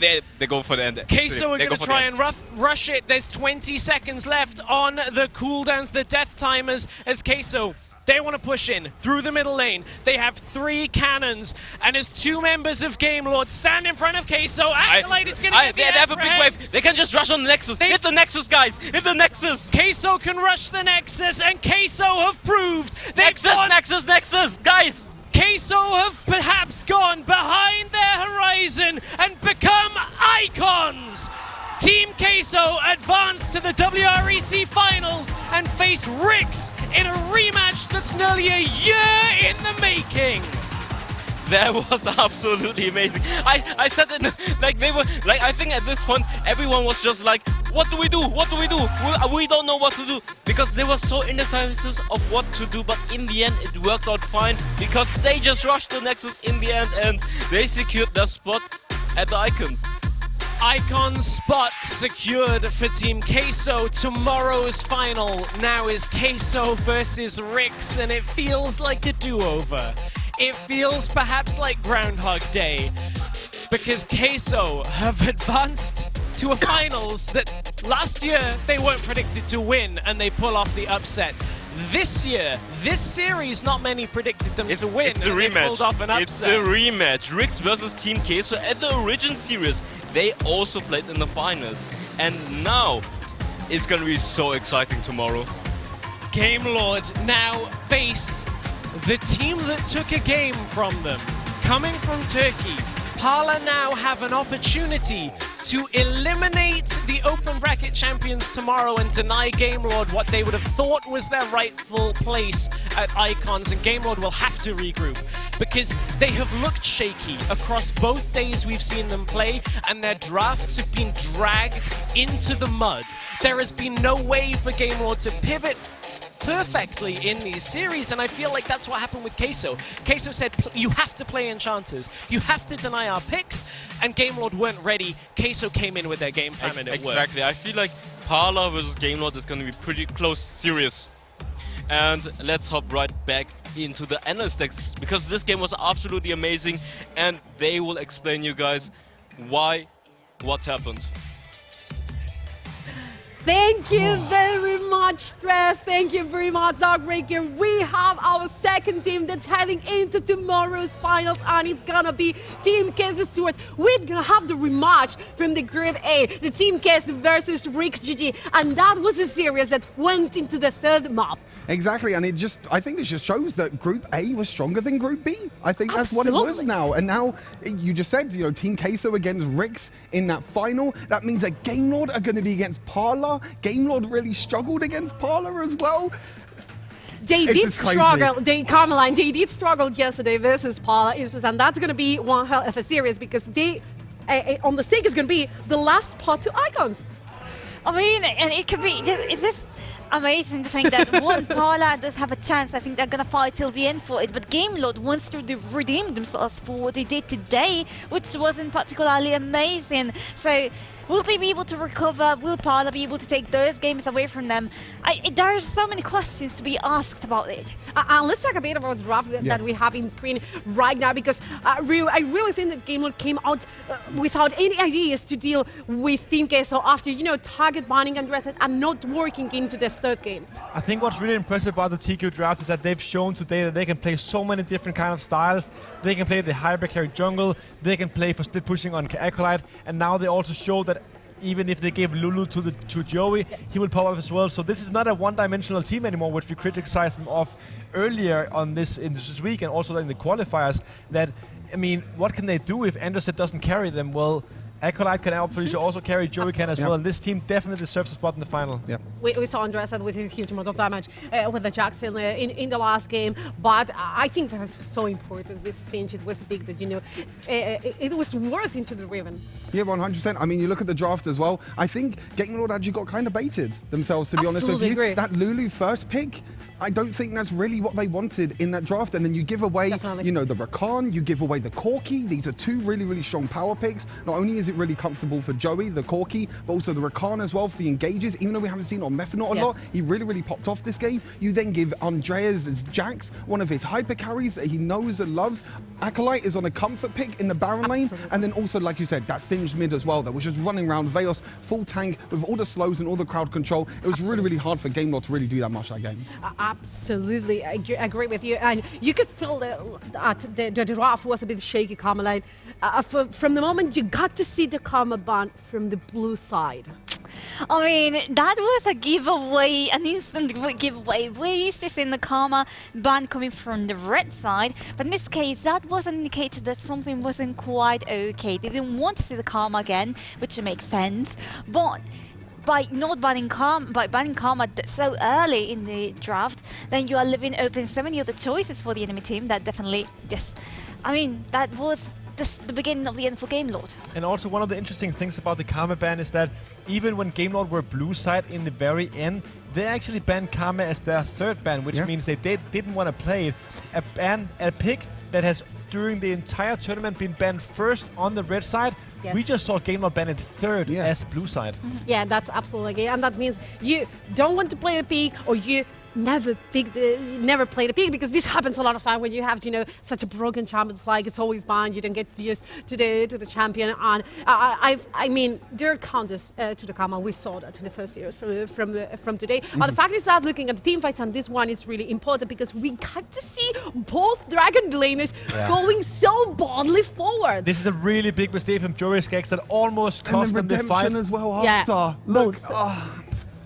I mean, these AD carries have been really consistent this entire series, but we've both seen really pop-off moments by both of them, and we've also seen now a little bit of a bad play, but luckily for WREC, his team is able to win the fight anyways, even though this game goes a little bit further, where Sefta gets a nice steal on the Dragon later in the game, but TQ were able to close out the game. Yeah, absolutely. I mean, both junglers popped off. We got to see one Nashor steal from the side of Andres. We got to see this Dragon steal from the side of Sefta, but it wasn't enough for Sefta in these matters. So right now we get to think about tomorrow, because it's going to be a glorious day, guys. Wow, this is an amazing play by Sefta.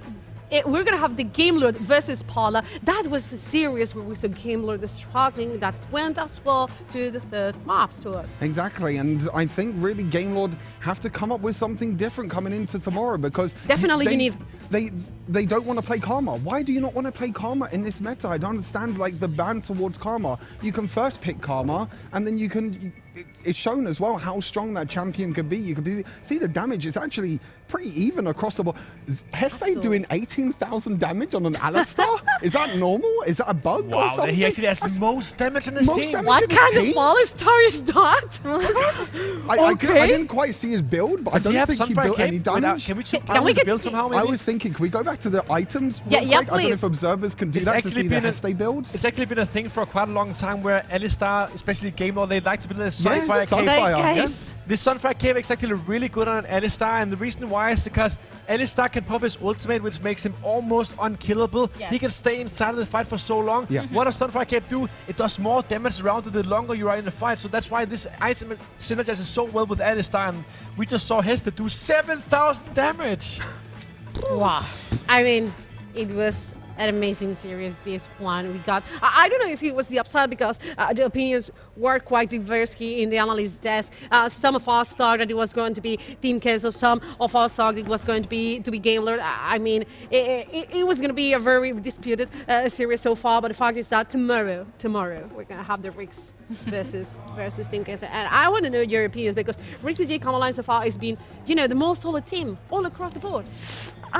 Yeah, but no. I mean, I think that the main issue with WREC is that due to the teams that they've been facing, they've shown an image that is really positive, really innovating, like, oh my gosh, WREC is doing so well. But if you think about it, Team Queso has been evolving. So I don't know until which point WREC will be able to, just take what they've been learning into what Team Queso is proposing. Well, guys, we're gonna head to Hells because he's ready for the interview, and we really know what the Team Queso guys got to tell us.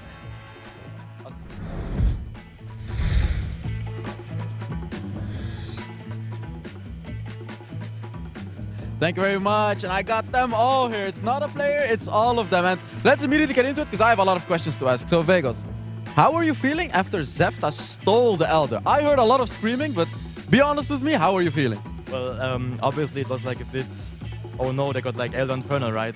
But the first call Andres made was just like, yeah, we can like easily finish. We just go mid, TP mid. I didn't have enough gold to buy TP, so I couldn't TP. I just ulted and tried to run. But yeah, we just finished them. We were like, okay, let's finish. They're all dead. We just go finish. But obviously it was like a bit shaky, but we were really comfortable. Talking about Andres, man. What a player, okay? What a player. You are the best player that I've ever seen. And I gotta be real honest with you. What is your secret? Can you just please spill the beans? What is your secret? I mean, I just play the game. I don't know. I just go into the game. I try to play. I try to do my best, and that's it. There's no much. I try. And he's laughing real hard here, but he was carrying the games just as hard. Joey, this is your first live event, and I know you for a long time. You're a very passionate player. How are you feeling right now? You qualified to Icon Series, which is Worlds, Wild Rift Worlds. So tell me your feelings right now. I don't know. It's fucking crazy. Like, I have no else for words. Like, last year I was in fucking school doing my final exams, and oh shit.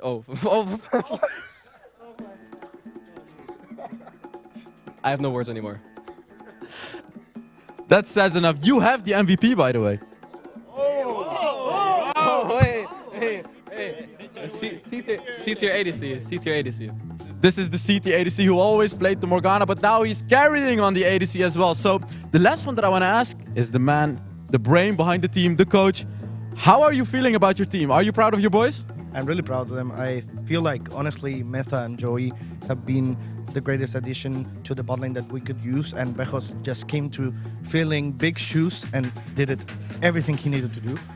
So after this, like, I think it's a win for everyone. And also we want to thank all the fans, Nava, our manager, who's not here, all the org, and especially Guard, who's like our angel from Singapore. He's probably watching this, so just thank you to everyone. All right, thank you guys so much for answering these questions. Best of luck in the grand finals tomorrow. I'm sure you guys surprised all of your fans. You made it to the finals again, and who knows, maybe you'll get the first place yet again. So that is it for the interview with Team Queso. Back to the analyst desk to close the series. Thank you very much, Hell's Devil. Thank you very much to the Team Queso players because, yeah, it's been quite an exciting series so far. Tomorrow we'll have the Team Queso versus WREC. GG. Best of 7 nonetheless. It's going to be best of 7. But first, we'll have the 3rd versus 4th match that will decide the first part to Icon Series. I mean, it's quite an exciting moment for WREC and Team Queso, both of them, that just secured Icons, but it's a tense moment still for Paula and Gamelord. They need a lot of homework to do in just one night. No, yeah, they've just got one night to prepare for it. I think that's the crazy thing as well. Literally me studying for my exams when I was young. Yeah, one night to prepare. I mean, Parla are going to take a lot from this series, I feel like, as well. Yes. Because Gamelord, again, I still don't think they've just adapted to the meta too much. And I honestly feel like, and I think it'll be a great story as well, yes. if Parla make it to Icons, It's going to be a huge upset. Coming into most people, I hate saying this, but coming into most people's tier list for you, we thought that they were kind of the weakest team in the entire tournament. Well, someone as well. said it. I don't know. Some tier lists are probably ranked. I don't know why, because you know what happened in there. No, but they've exceeded all expectations, and you know, Parla, if they can win, Cameline is offended once again. Yeah, because we had to do our tier list of the teams, right? Everyone ranked Parla either the last team or the second to last. I did place in fourth place, and look at me, I won. Okay, guys, we gotta get to see the play of the game. We got plenty of exciting team fights so far in this last match. Oh, it all started Rio with Gamelord trying to catch an Acolyte. And this play of the game is actually quite interesting because that's both the moment where both Redemption and Joyous Gex is actually quite, griefing, I would say. But luckily they have Anderson on his team really popping off. So play of the game is quite a funny one here. But Redemption, man. This game was so funny. It kind of like seals the series as well, because all those teams were incredibly messy this entire game. And look at the coaches on the top right of the corner. They are screaming. They are happy. And they know right now they probably won the game. Yeah, absolutely, yeah. And that was taken because at the beginning it was Joey the one diving into the ribbon, and I was really thinking that meant fifth game. Yep. But suddenly they pulled out. It was also the Kaiser diving. Guys, let's check now on the Coca-Cola pop-off of this game because, wow, I mean, it's been an exciting game so far. So. It's been absolutely insane, and this was really kind of when the turning point could have happened. Zefta kicking Andre out of the Baron Dragon Pit and stealing the dragon. They tried to survive as well, and then after this, what happened was that Team Queso were trying to end, and they did end eventually as well, but there was like teleports coming in and everything as well. You had Gamelord that were trying so hard to defend as well, with players coming back alive afterwards, but it wasn't enough for them, unfortunately. It wasn't enough. I mean, they had 3 drakes, so it wasn't enough. They had to deal with the fact that a lot of them were down. I mean, so not enough people to defend the base, and it was Team Queso's goal. In the end, they were talking about it.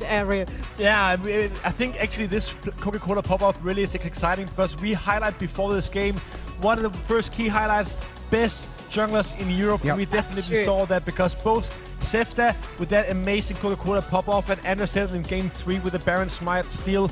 I mean, these junglers were both amazing. We saw it coming into the game and they definitely showed us a good performance. Absolutely,